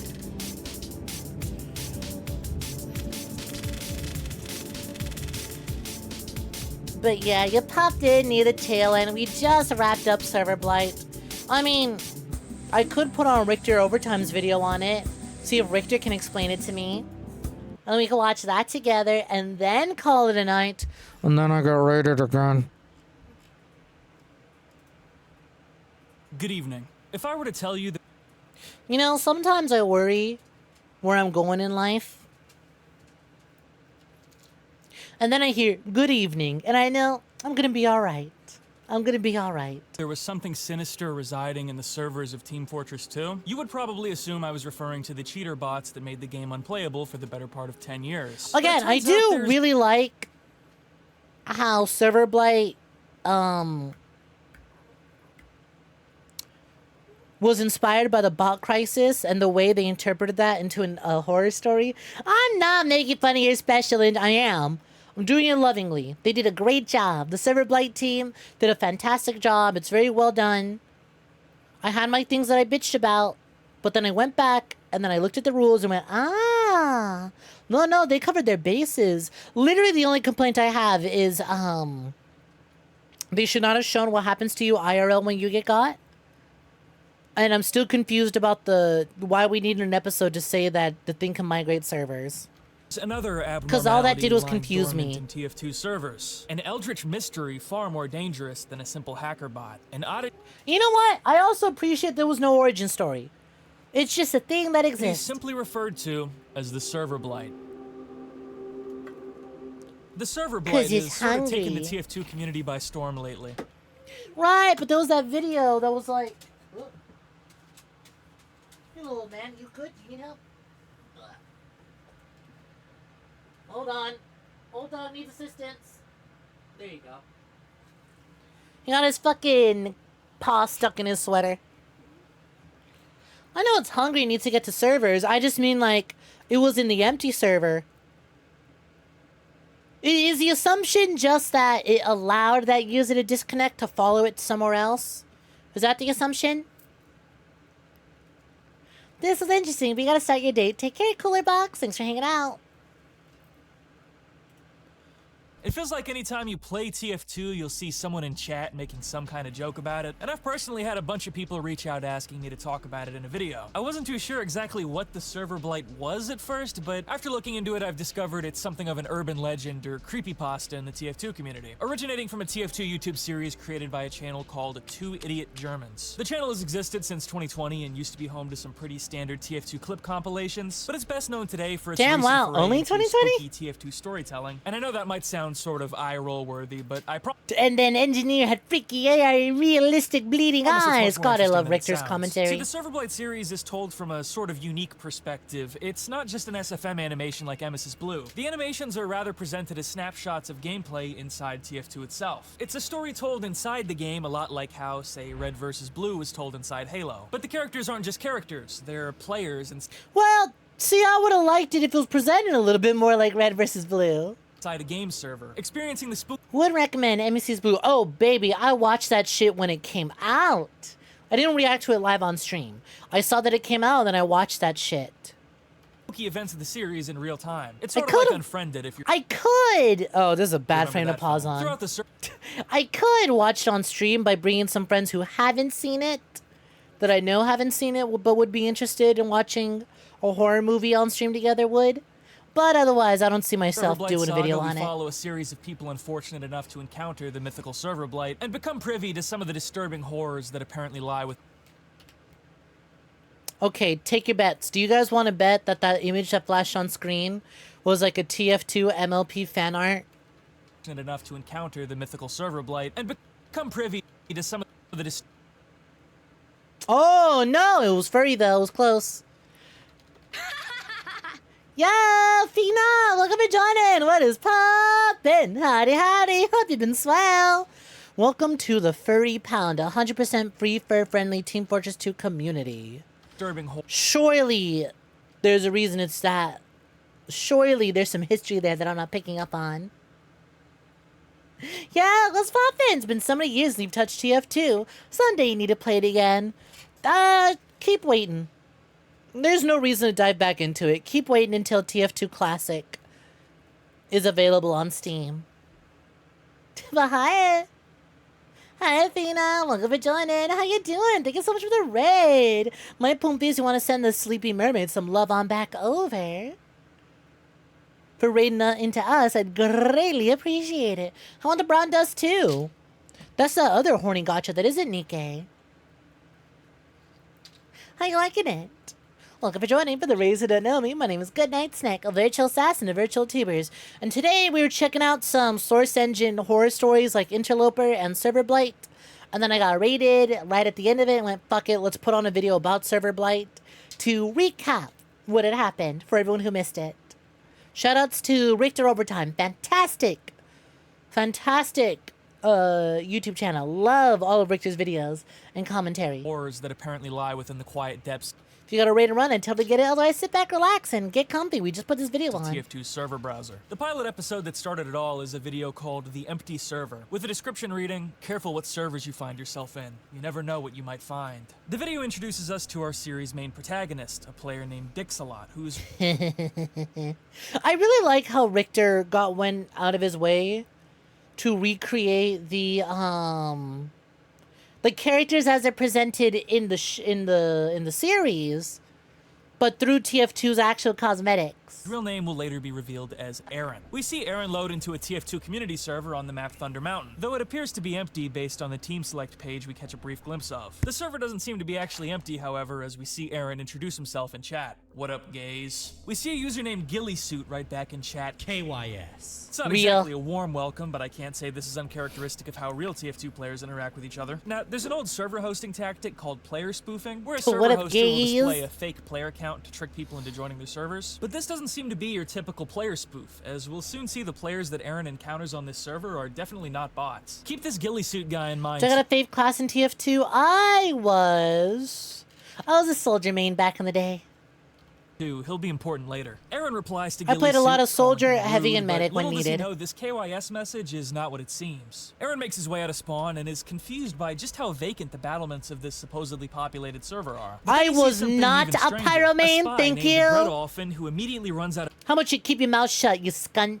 I know what you are. bounds off a cliff to his own death, then promptly disconnects from the server. Aaron simply laughs it off and goes to shoot at an enemy scout named Directions. But instead of dodging, the scout instead beckons Aaron to take the shot in an eerie nodding gesture that couldn't actually happen in the real game. It's almost as if the scout is a real being and not just a vehicle being controlled by a player. Aaron takes the shot anyway, but by this point it's obvious something is really strange about this server. And this pattern of players behaving in strange and self-destructive ways is getting unnerving. Aaron tries to laugh it off in the chat, but he just gets the same unfriendly message back from 𝐺illysuit. KYS. Continuing to take it as an insult, Aaron writes back, "You too." Heading further into the map, Aaron sees a Heavy's body laying face down, and he complains in chat about this idle server BS. But in case it wasn't obvious enough that something is terribly wrong, Aaron writes out an ominous message. "Why can't I disconnect?" And looking back, the Heavy's body has disappeared. It's at this point I really would love it if it's just explained that in the way that the other player disconnected is that they did the one thing no one else thought of, which was to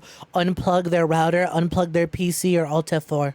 we notice that the background music, a rendition of the iconic MVM shop theme, has begun distorting. Now's a good time to mention that the Serverblight series has a semi-original soundtrack composed by Possibly Yeah, I Me, saw that. who is That was also the neat. series They kept animator promoting and all one the half of soundtrack duo that videos. makes up the Two Idiot Germans team. The music is mostly re-renditions of familiar TF2 themes scored to fit the events of each video, but I still appreciate the effort that went into them. Anyways, the MVM theme we've been hearing no longer resembles the familiar jaunty music we all know. It's become something a bit flatter and more uncomfortable.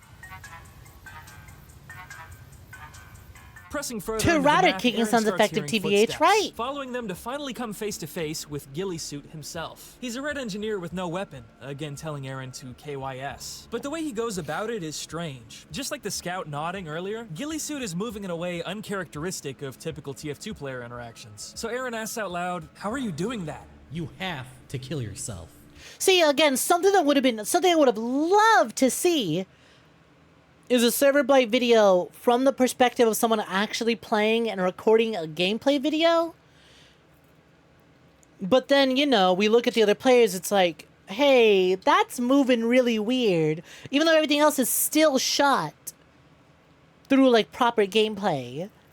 How are you moving like that? Leave while you still can. 𝐒𝐿 somehow takes Aaron's melee weapon away from him, indicating that fighting is not an option. He then freezes and abruptly sprints away in terror. Turning his head, Aaron sees why. There's a heavy, presumably the heavy we saw disappear earlier, standing around the corner. But something is really wrong. If we look closely, we'll see his hand. Right, that's has what the 6 IRL video fingers. could have been. We hear a pitched-down version of the medic's voice.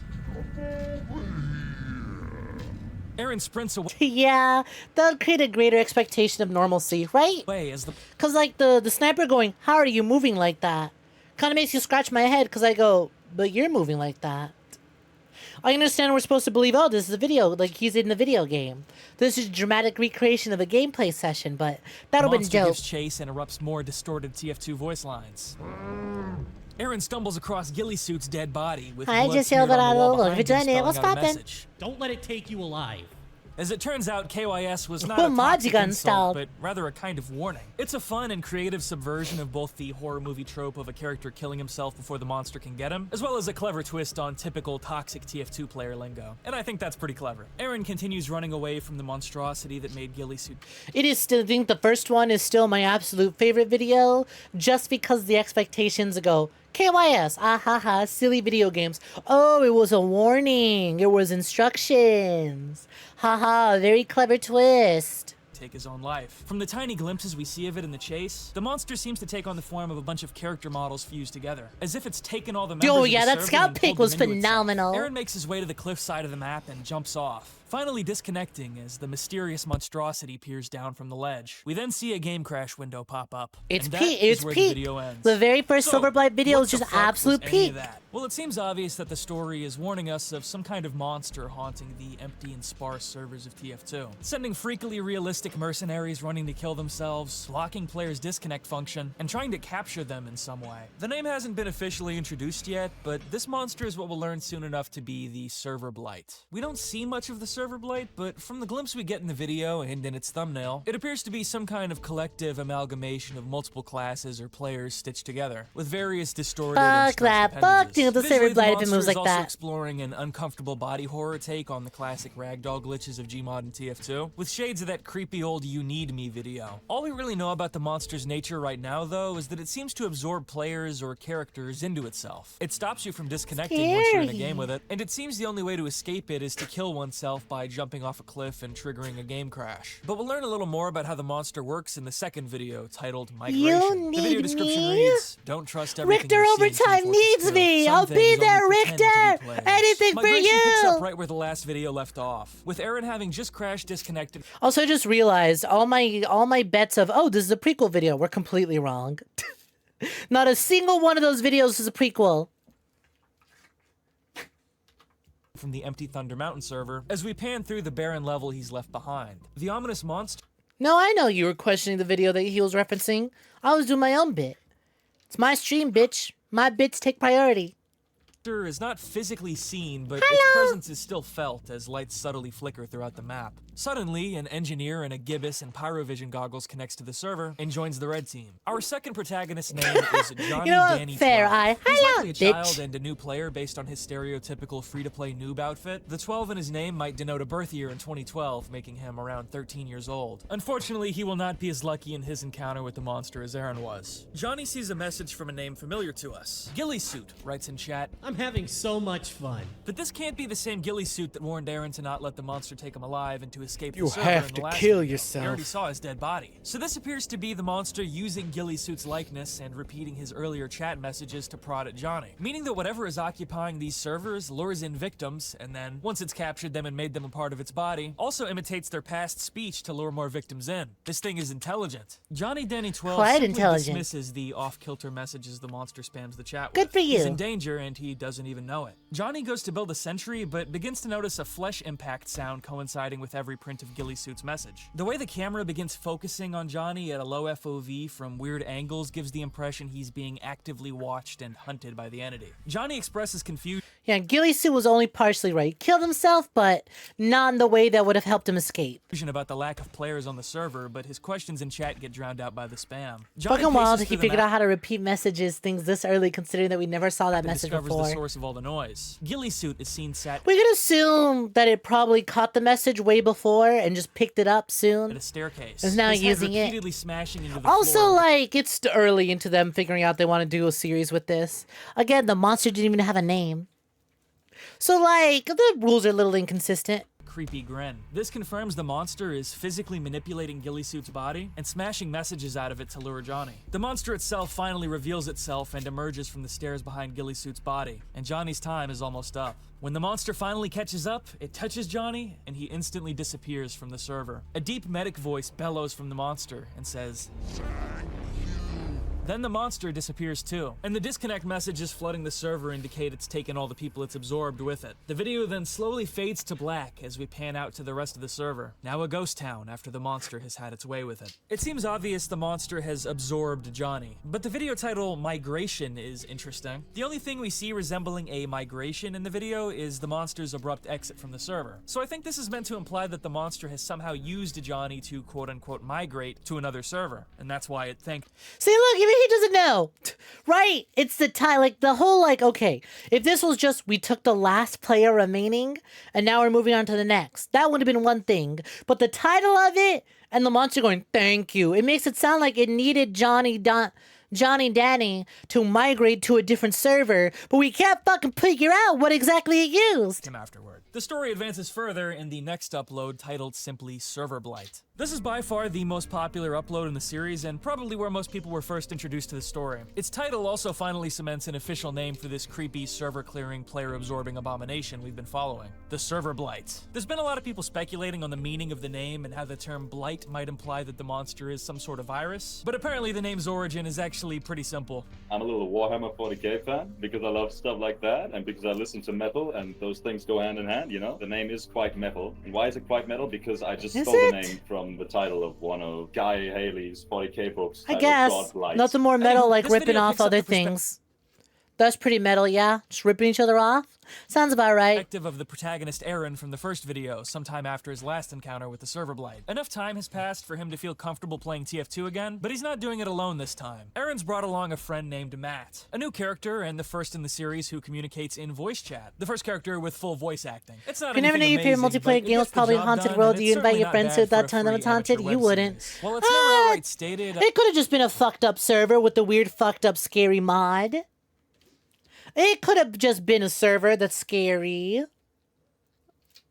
I've always figured Aaron has invited Matt along here, at least partially out of paranoia. That way, if the monster shows up again, at least he won't be the only one seeing it this time. Anyways, this episode starts a little differently than the previous ones. We see a lively match on PL Snowy Coast, and watch a pyro named Drain Damage taunt after catching Matt off guard and burning him to death. But immediately after, we see him let off a familiar message in chat, KYS. Those who have seen the original empty server video will recognize that the term KYS has more significance to the story than a simple chat insult. We know that it's a telltale calling card that the server blight is around and a warning to get the hell out of the server. But its usage here is a bit Nothing more more metal and ambiguous, steal a since name nothing from else- something else. It's what you did with your chosen name that day you never saw it coming. It's also what, like, the face of metal music, quote unquote, in video games, Doom did. Doom's nothing but rip-off music. else outwardly weird seems to be All going it did was on, steal. at least yet. It appears Drain Damage may really just be a spiteful player innocuously trash-talking after his kill. Either way, the message would probably bring back bad memories for Aaron after how things went the last time he encountered it. But Matt, meanwhile, is none the wiser and reacts like a typical gamer. KYS? KYS? Me KYS? Fucking pyromanes. Aaron, Pyromanes. go soldier. We're gonna carry this team to victory. And so Aaron and his medic friend God, Matt I set can't- out to show I the can't other get team over who's Matt's boss. voice. And we get a fun montage of them kicking ass. Oh, I together. miss you We so notably much, see them Matt. Get some assistance from another player named ScubaMaster96, whose free-to-play loadout is obviously reminiscent of Aren't pyromanes that evil? Bitch, all of them are. Johnny Danny 12 from the last video. Once I don't they mean push the card pyromanes, I into just the mean final anyone who plays terminus, TF2. Aaron and Matt celebrate their glorious triumph. The way he delivers that line reminds you of, have you heard of Big Savoring these Chungus? salty chat messages from the blue team. However, basically the whole server disconnects immediately afterward, which isn't exactly a good sign. There's also an awkward moment where Matt teaches Aaron how to kill bind, which you could maybe consider foreshadowing. With the whole server pretty much gone though, the blue team has been reduced to just Matt, Aaron, and the Scuba Master Heavy we just saw. Matt gets frustrated with the loss of players and Aaron's apparent strange aversion to casual mode. One guy. Aaron, we're gonna get stomped. No one plays these community servers, man. Let's play casual. What's the deal with casual, man? In the next moment, the server floods with players. Does the game let you play with this few players? Yes. Not only that, this scene of the server flooding with a whole bunch of players, very reminiscent of what it's like when you play in a server, a bunch of people leave, and then the lobby gets filled with bots. Granted, the bot crisis is nowhere near as bad, but this was exactly what it was like. Join server. Oh, it's like 3 people here. It'll fill up. Ah, shit. An arrival just as abrupt as the departure we witnessed in the last video. We even see the familiar name of Ghillie in chat, which Aaron notices. A spooky music cue makes the vibe shift unmistakable. The Serverblight has officially arrived. We have to leave, I know that name. We have to leave. Leave now. What the fuck? Why can't I leave? Kill bind. I can't. What the fuck? Don't Who wait. is this guy? The Serverblight has again blocked gameplay functions that would allow its victims to escape. Aaron understands what's happening and begins trying to kill himself with his rocket launcher, but his friend Matt tells him to stop. Matt tries to assure him it must just be. See, you know what? I think they fucked up. I think they fucked up by making Matt kill Dix a lot. Or not kill. Heal? I think if we had seen that he kills himself and then respawns anyways, I think that would have clued me into, oh, killing yourself isn't the way to do it. You have to specifically jump off the map. Right? If he went, what the fuck? Why did I respawn? A hacker on the other team or something. And riding high on the victory they just had is up for the challenge of taking him on. Aaron reluctantly agrees to stay, for some reason. It's sort of a screaming at the protagonist not to go in the creepy shed moment. Regardless, the two prepare to face. Yeah, the first episode establishes incorrect rules that it doesn't do a good job enough refuting. Yeah, exactly. Quote, hacker, as Matt switches to real Uber instead of the quick fix, and Aaron switches to the direct hit. They then ask if Scuba Master is on board, to which he responds, "We go together." Idiot. When Aaron and Matt make it out to the battlements and start pushing the cart, 0 enemies come to greet them, despite the massive influx of players we saw just a second ago. In The fact, video even never gets Scuba hard-boiled Master till you is put 2 and 2 together from the first and last video, right? scene. There's some major deja vu to the first video here. Aaron eventually spots an enemy scout running around a corner in the It's like if he was Now, just following allowed to kill himself and then immediately respawn, it would be like, oh, there's more to it than just kill yourself. Because then why wouldn't you just simply pick like Devilman or Soldier and blow yourself up? Even if there weren't a hint of something paranormal going on. And Aaron even warns him that it's a bad idea, but Matt heads after the scout anyway. I'm getting that Uber. Matt somehow catches up and somehow manages to actually kill the scout. But once he does, we see its body laying on the floor in a peculiar position. Also, hey, you didn't cue into me that Directions is the player from the first video. With a peculiar look of anguish on his face. Something felt very weird about killing this scout. I'm surprised I didn't clue in on that. He's witnessing the same strange human-esque behavior from his fellow players as Aaron did before. In fact, if we look back, this scout is literally the same scout Matt shot in the head in the first video. The same Directions username, the same cosmetics, everything. How weird. Aaron asks Matt if he's okay after such a disturbing encounter, but before he can answer, the two are interrupted by distant gunshots. Our duo head off to cap the next point, but afterward hear even more distant first-person shots. Aaron senses something suspicious going on and tells Matt to go check on him. I assume either on Scuba Master or on the body of that creepy Mine's scout a he just YouTube killed. poops. But Yeah, after I'm just Matt cutting leaves up to do voices so, together. Aaron himself sees Directions scuttling freakishly away on all fours in another direction. If it's not obvious by now, Directions is not a normal player. He's instead seemingly some kind of sentient decoy of the server blight, and that's probably what he was the last time Aaron saw him too. We also briefly see Aaron's character nervously I don't think so. I think Directions in the first video was still real and still alive. I think in the second video he's definitely a decoy. The first one, his gun, which definitely doesn't make real any sense. person. Most people probably brush past this detail, but we are now seeing Aaron moving his character in ways that should be impossible, just like Ghillie did when Aaron first encountered him. The only conclusion I can draw from this is that being in the server blight's radius must cause you and the character you control in game to slowly begin converging and binding as one, which is really fascinating and implies some unsettling things about the fate of the server blight's victims. It seems likely that when they're taken, it's not just their game form, but their literal physical self is absorbed as well. Anyways, Matt comes back and he and Aaron proceed through the map, eventually coming What if across Rich is their gonna cover teammate the who disappeared creepypasta earlier, reading? Scuba Master 96, huddling in a corner. Yo, Heavy. We see Scuba Master lower and drop his shotgun, which was presumably the source of those shots from earlier, as he repeats the same thing we last heard from him.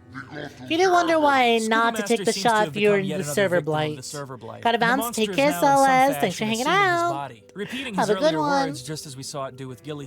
The phrase "we go together" here also takes on a more ominous meaning now that the server blight is saying it. It no longer just means we'll fight together. It now means we will become one. Yeah, that's what I'm thinking, right? Like the way the skunt nodded and had that look of desperation, like, yes, please, please kill me, please. Then I'm like, okay, that's still a person. We hear That's these someone who's terrible assimilated gurgling noises with as their Scuba Master turns avatar around, a hand and has slowly become submerging down his throat as if he just got done eating part of the someone. game, Scuba but Master, isn't or taken by the rather blight whatever yet. has come of him as a result of his interaction with the server blight, then bursts into a Hello. chase after Aaron Hi, and Matt, Michael. spamming Look at chat and Johnny. letting What's off poppin'? pitch-down heavy voice lines along the way. His mangled, distorted fingers can't wait to get its hands on them to bring them into the monster's fold. Just in time, though, Aaron and Matt manage to call a vote and vote kick Scuba Master, disappearing the monster before their very eyes. You know what they should have done? What should have happened? Because this happens in TF2 with the bot crisis. Back when bots were invading all the servers, if you were vote kicked to kick a bot, but there were more bots in the server than players, the bots would vote not to kick you. They would vote not to kick the bot player, right?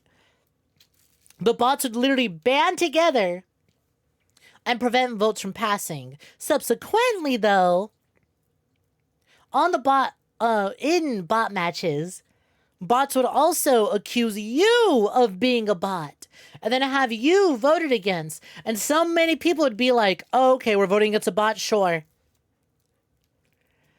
And then just vote to have you kicked. So that way they can have more bots take up slots. I had it happen. I was playing a match at TF2 and a vote starts to kick a bot and it fails. Right? And then a vote starts to kick me, and I'm like, huh? And so I start typing in chat, I'm not a bot, and I go, fuck. It's exactly the sort of response a bot would say. I need to say something else. So I start typing up something a little more dramatic, something a little more intelligent than basic responses. And as soon as I send it, it goes through, but it's already too late. More people have already voted to kick me, and the message goes through, and then someone types in chat before I'm kicked, wait, no, fuck, that's a real person. Boop. You've been kicked from the match. It's like, no, you idiots, that one's real. And I got kicked, and I can only presume that the bots had taken over that server, because afterwards, I remember ending up in another lobby with the exact same person who tried defending me. And so we tried telling that server, hey, we gotta be careful. Hey, we need checks. Are you a real player or are you a bot? Because this is getting fucked. Because again, it is literally the bots were scripted to be like, not a bot, or vote kick X is bot, right? It'd be like, what the fuck? It was kind of crazy. Yeah, literally salute. Yo, Star Jester was poppin'. You saw my buckshot roulette gigabrain video and then put in your... And that put in your mouth video, I gotta be honest, I've done a lot of slutty videos about me saying would have put things in my mouth like cock. So that's not ringing a bell. What was my gigabrain buckshot roulette video? Did I just tell the guy to kill himself? I bet I did. I bet I just told the dealer, kill yourself now, and he did it. I don't remember what I did, but I'm glad you enjoyed those videos. Those are old. Have the bot problems been fixed yet or not? Yes and no. Yes and no. There's still some bots. It's nowhere near as bad as it was before. There's still a hint of it, but it's nowhere near as bad. Usually a server can deal with it.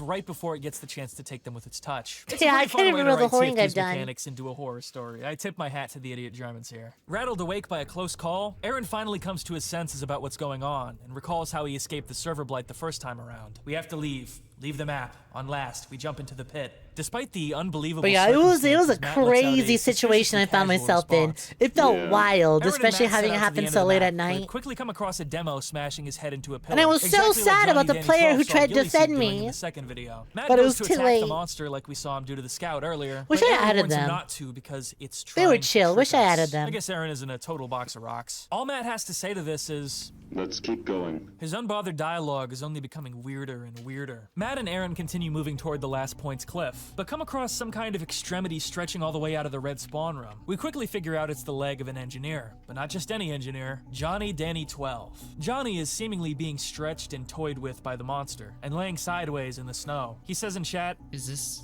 heaven?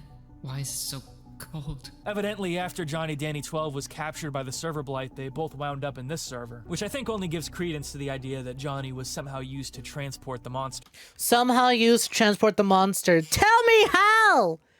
Tell me why the monster needed Danny instead of just doing it on its own. This is the one thing that bugs me about server blight.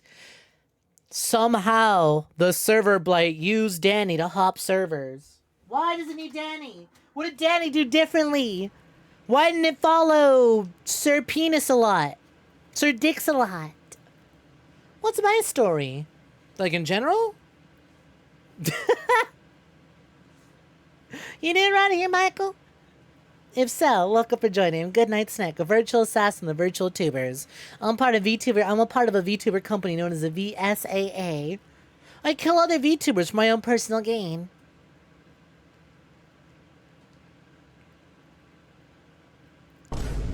You think I needed a person that assimilated? I just think the way that it was shot in the second video, I think the way it was shot is a little too vague. It's definitely syndrome. It's like early syndrome, early franchise syndrome of they're just kind of establishing minor things of just like the first video establishes the base rules, more of a concept. The second video is, ooh, that thing from the previous video is moving to a new server. You thought it was limited to this one server, but it's not.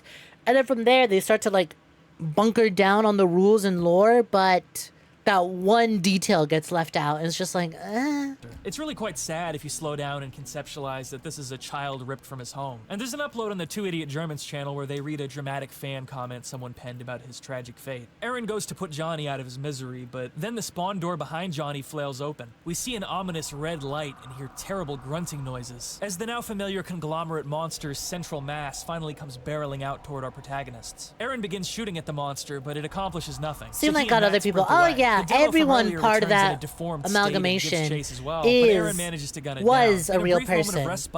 And again, the best thing so far about Serverblight, they haven't ruined it yet. So they haven't given it an origin. It just simply existed. There's no prequel, there's no origin. It just simply exists.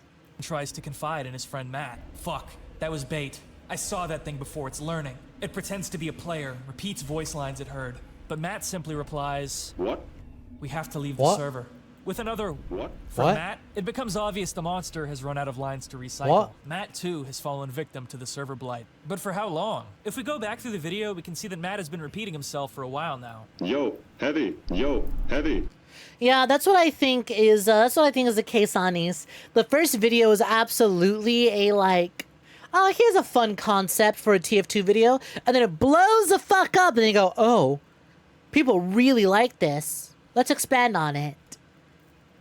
Many such cases to horror properties. Ah, this is a fun idea. Oh, shit, it made bank. We gotta do more. Through the video, so that's where he gets Matt has been sloppy. repeating himself for a while now. Yo, heavy. Yo, heavy. Aw, thank you for the sub, Michael. Much appreciated. Let's keep going. Yeah. Please enjoy future videos and all things It's coming. exactly how and when Matt totally succumbed to the monster, which I like. But if I had to theorize, I'd say it's most likely that Matt succumbed to the monster off screen right after Aaron sent him off to, quote, check on him. This all reveals the... Oh, what was that The text? monster off screen right after Aaron sent him... He might have also fallen as soon as he left Aaron's side to go kill directions, or maybe the monster had a grip on him from the start. It's hard to tell what the writer's intention because some of the new lines appear in between repeated ones. Ah, yeah. See, I say he was got when he killed directions because when Sir Dix-a-Lot found him, he used a repeated line.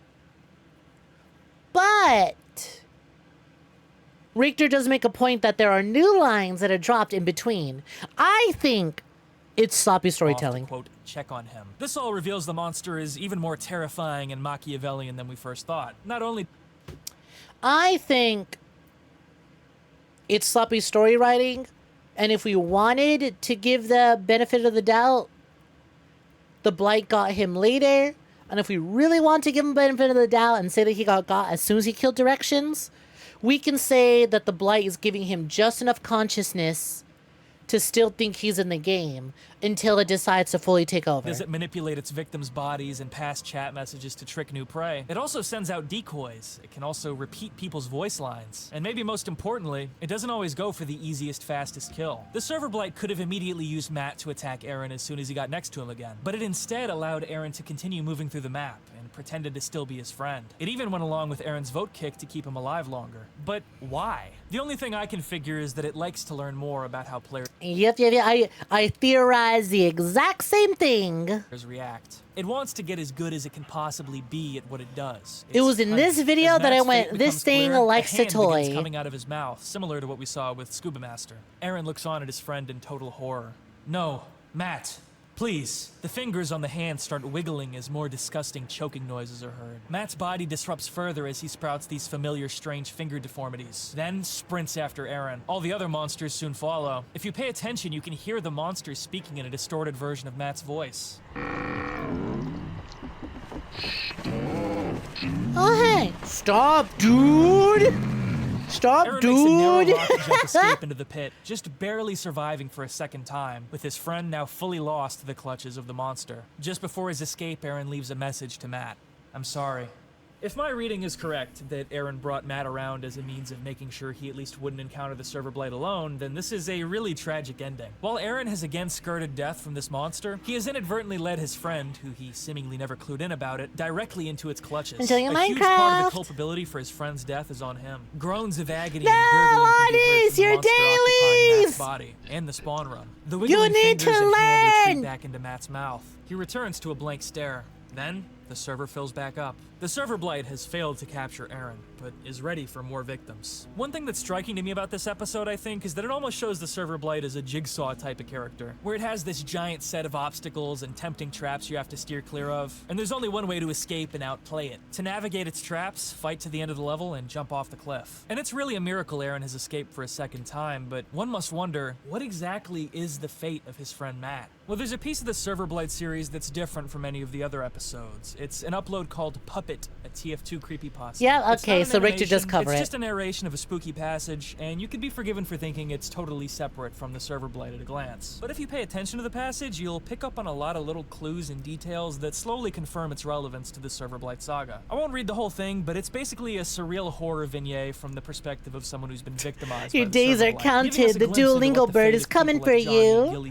I'll miss ya. looks like. You're one of my favorites on the YouTube side of things. Grotesque comatose state, fused into a writhing mass of bodies, completely disoriented and lost. They've had their souls sucked into the game, and they are now one piece of the monolithic Serverblight entity. They struggle to understand exactly where they are, having just been a normal human playing Team Fortress 2 a few hours ago, and now somehow being unnaturally blended and trapped in what's basically a surreal digital centipede of captured human souls. It's a shifting, suffocating flesh prison, and it sounds like a pretty horrific fate. No matter how much you love Team Fortress 2, nobody would want to be a piece of it in this way. And I won't lie, it is I don't think anyone would ever want their souls souls transported to TF2. That world sucks. Of its premise. This poor guy in existential Takes place in Arizona horror torment or Colorado. to exclaim. Somewhere You can see the distinct deserty. photocopy Sucks. textures Nobody of wants to be there.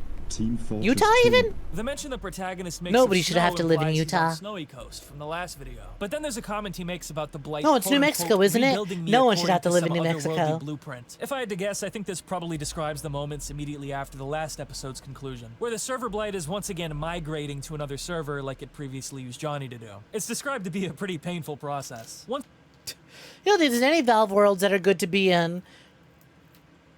A lot of people who want to fuck Ivy from Deadlock would disagree.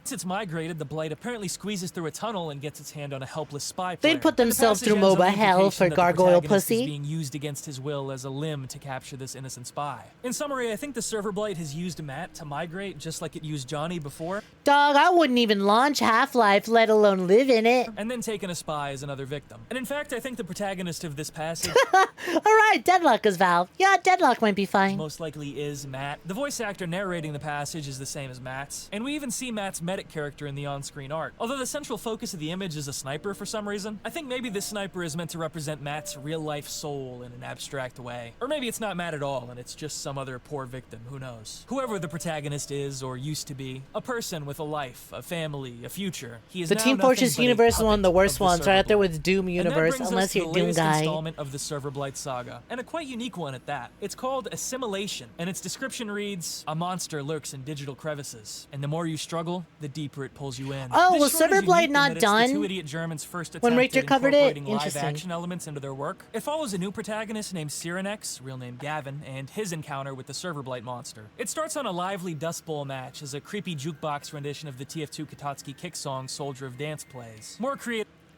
Saw a puppet but split into pup/pet, and you laugh to yourself. soundtrack work from possibly Lino. They We don't zoom out to know! Gavin's They don't perspective as a know! blue spy in Spawn. Give them Then on credit, his they don't laptop in this know! dingy, creepy They're making fan animations about Team Fortress 2. Do you think they get pussy? The TF2 You think they know? blight monster. It follows a new protagonist named 𝐶irenex. Crevices. Was it And the more actually you split? I struggle, wasn't paying the deeper it attention. pulls you in. This short is unique. Blight saga, and a quite unique one at that. It's called Assimilation, and its description reads, Oh, wait, no, that was way earlier. Da-da-da-da. Ah, fuck it, whatever. I'll look at it later. It is. after he decloaks, we get a shot of his arms on the keyboard and mouse becoming the spy's arms for a quick moment. It's honestly the funniest moment of the TF2 entire universe is the series, worst in my because it opinion, literally and is New essentially Mexico. confirms that hypothesis I described earlier when Aaron's character physically clasped his It was a thumbnail, but the hanging body was in the middle of puppet. Ah, I gun in see. nervousness. That being in the I proximity had not of the paid server attention to blight that. That's begins to funny. bring Good your catch. physical form and your in-game form together as one. As Gavin notices what's happening to him, we even see his real words come out of his character's mouth. We also catch a quick glimpse of what looks like a Heavy's hand writhing over a bed. I missed this somehow. Oh my god, me when I'm learning Photoshop. or carpet in Gavin's room. You could have done a little more with the In lighting. the distance, Gavin spots a soldier staring at him, who then quickly runs away, almost as if it made a Don't worry, I'm here for you. mistake to be caught Thanks, watching Heavy. him. Gavin types in chat, Me when I "What think is I've it with lost this all server?" hope, but the And when he Heavy runs of back to hope where he appears came from, behind he me. sees the entire server looking at him, despite him being cloaked. The Serverblight's decoys have dropped their act. No, and they they're did zeroing amazing. in They on did its next fantastic, victim. and they One of the deserve lines all we the saw money at the they beginning earned of the from this, episode but begin repeating I in the will chat, laugh and we because see I'm a quick glimpse bitch. of what looks like a Yeah, this shot! Oh my god.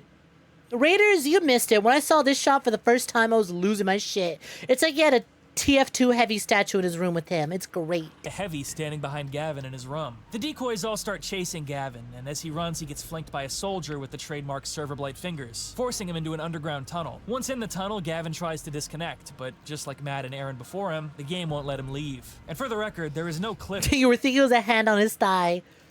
I want you.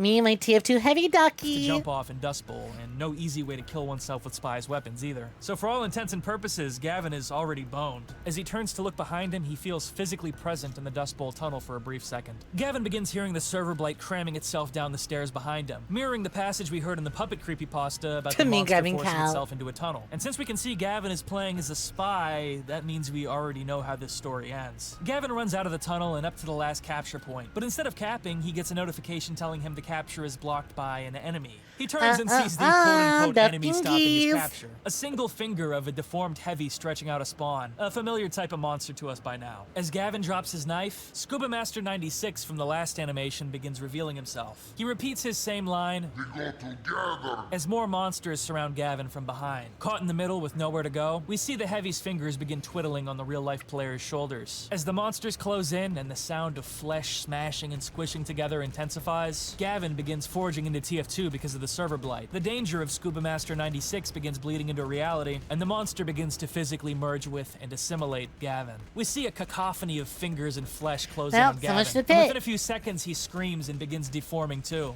Then, we cut to the real world. All that's so left of good. Gavin after he's assimilated is a limp body with a blank pupilless stare and blood streaming out of his mouth. So there you have it, a first-hand depiction of the server blight trapping and assimilating They should someone, not have and gone what for the real world blood. aftermath looks like. And now They should not have gone for a blood. They shouldn't have shown the face. They should have just had him slumped in the chair, light from the monitor cascading down his face, shot from behind.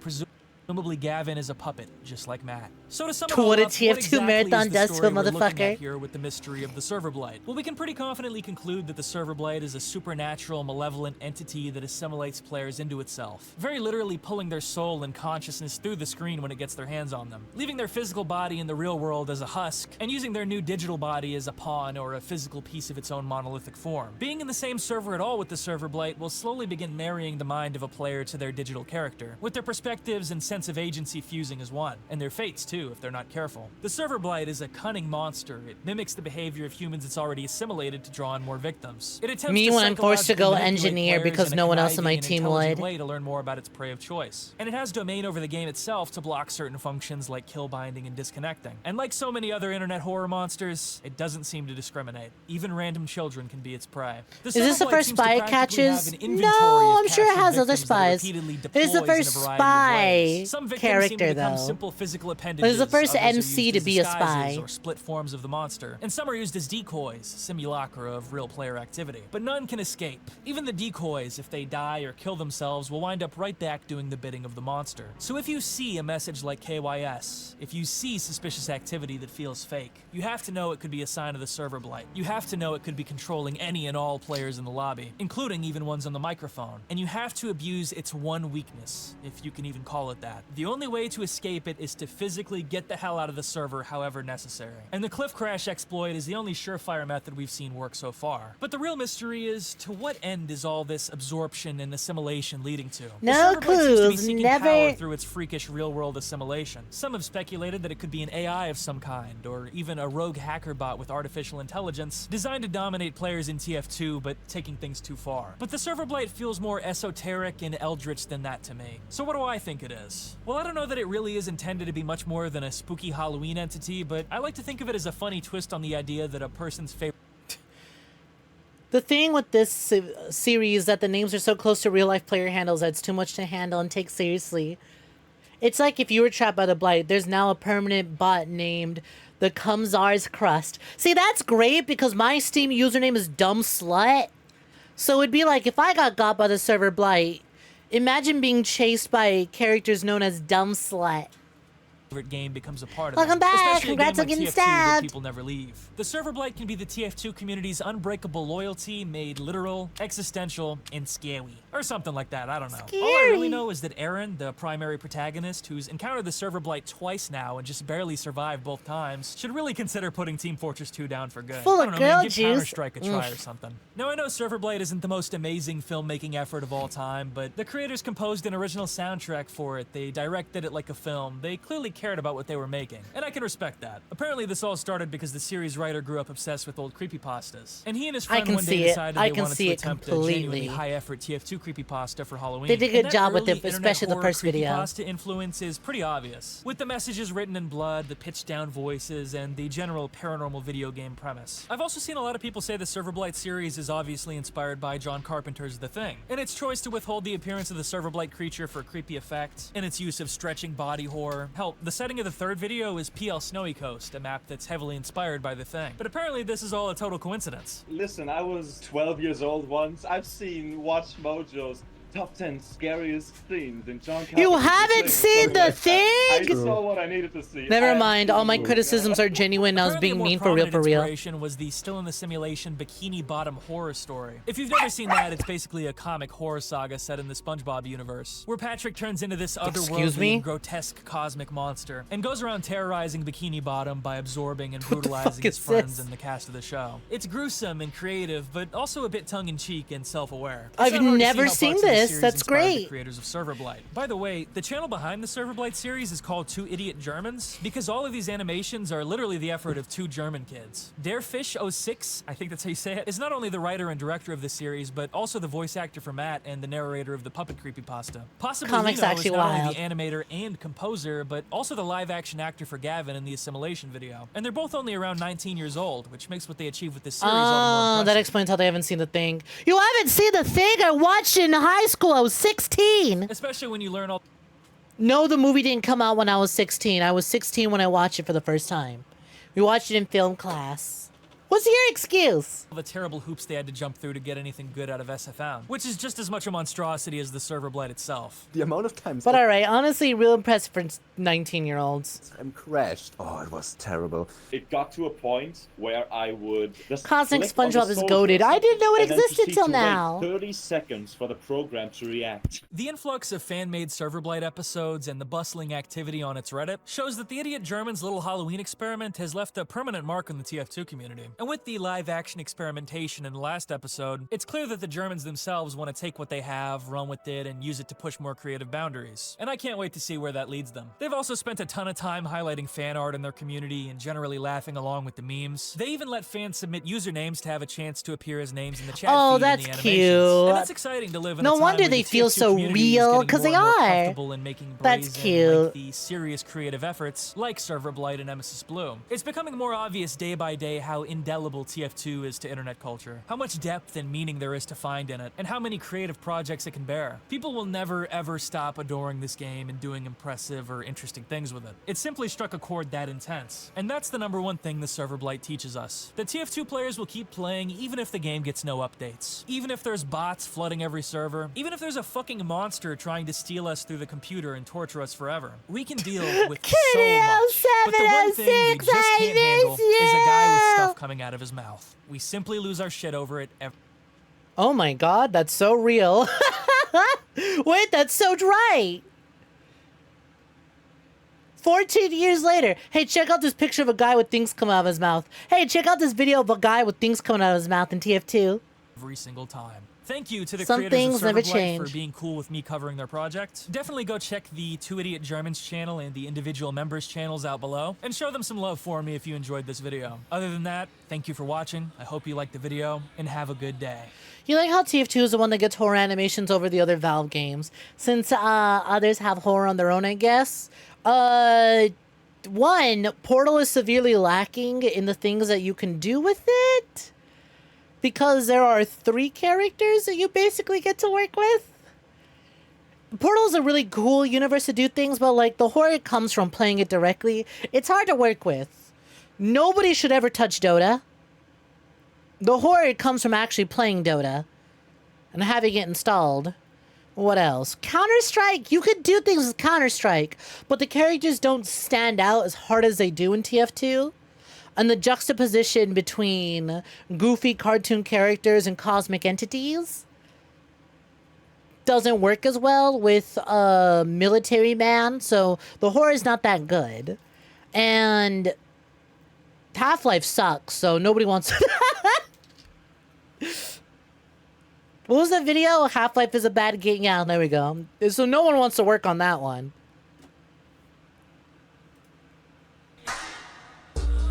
Yeah, the horror with Portal is existential.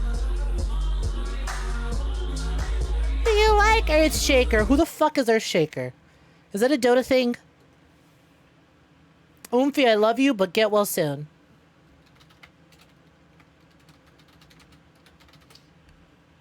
I knew it! Get well soon. Look, okay, everyone's allowed one. Everyone's allowed one. You can have one door. You can have one MOBA Blorbo, okay? Everyone gets one MOBA Blorbo. That's it. My MOBA Blorbos that I want to fuck some of those characters. I don't know their names because I'm better than that. All right, now we're officially done. Now we're done. Now we're done. Big bolting in Dota. He stuns people for days. Ooh, hell yeah, that's rad. All right. Well, thank you all so much for hanging out with me. It has been a pleasure checking this shit out for y'all. It has been rad. I'm glad we can get back to React to Andy bullshit. We're done. This is glorp shit. Yeah, we're done. We're done. It's over. It's Lebrover. Ba-ba-ba-ba. Thank you to Letty for the follow, Lucian Polaris for the follow, Rico Riedman, thank you for the raid, Fina VT, thank you for the raid. I will be back next week. We're going to be doing, shit, fuck, oh no, oh god, Deltarune comes out next week, fuck. I'll figure Deltarune out. I don't want to start any more long story games, but also it's Deltarune. I'll figure something out. We're definitely doing more Cyberpunk, Mass Effect finale next week, potentially Deltarune, depends on the price. Yeah, I'm so excited. Deltarune, just a day away, Princey's 5 days away.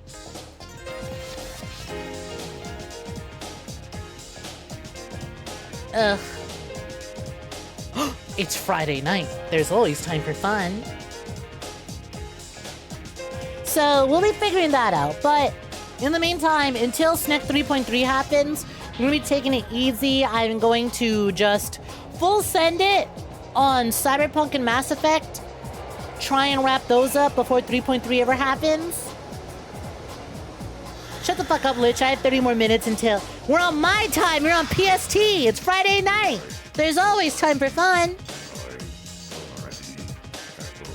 It's really funny that I put on Silver Case music and make a Killer 7 reference, because we're gonna send the raid on over to Aki Bread, who is doing some Killer 7.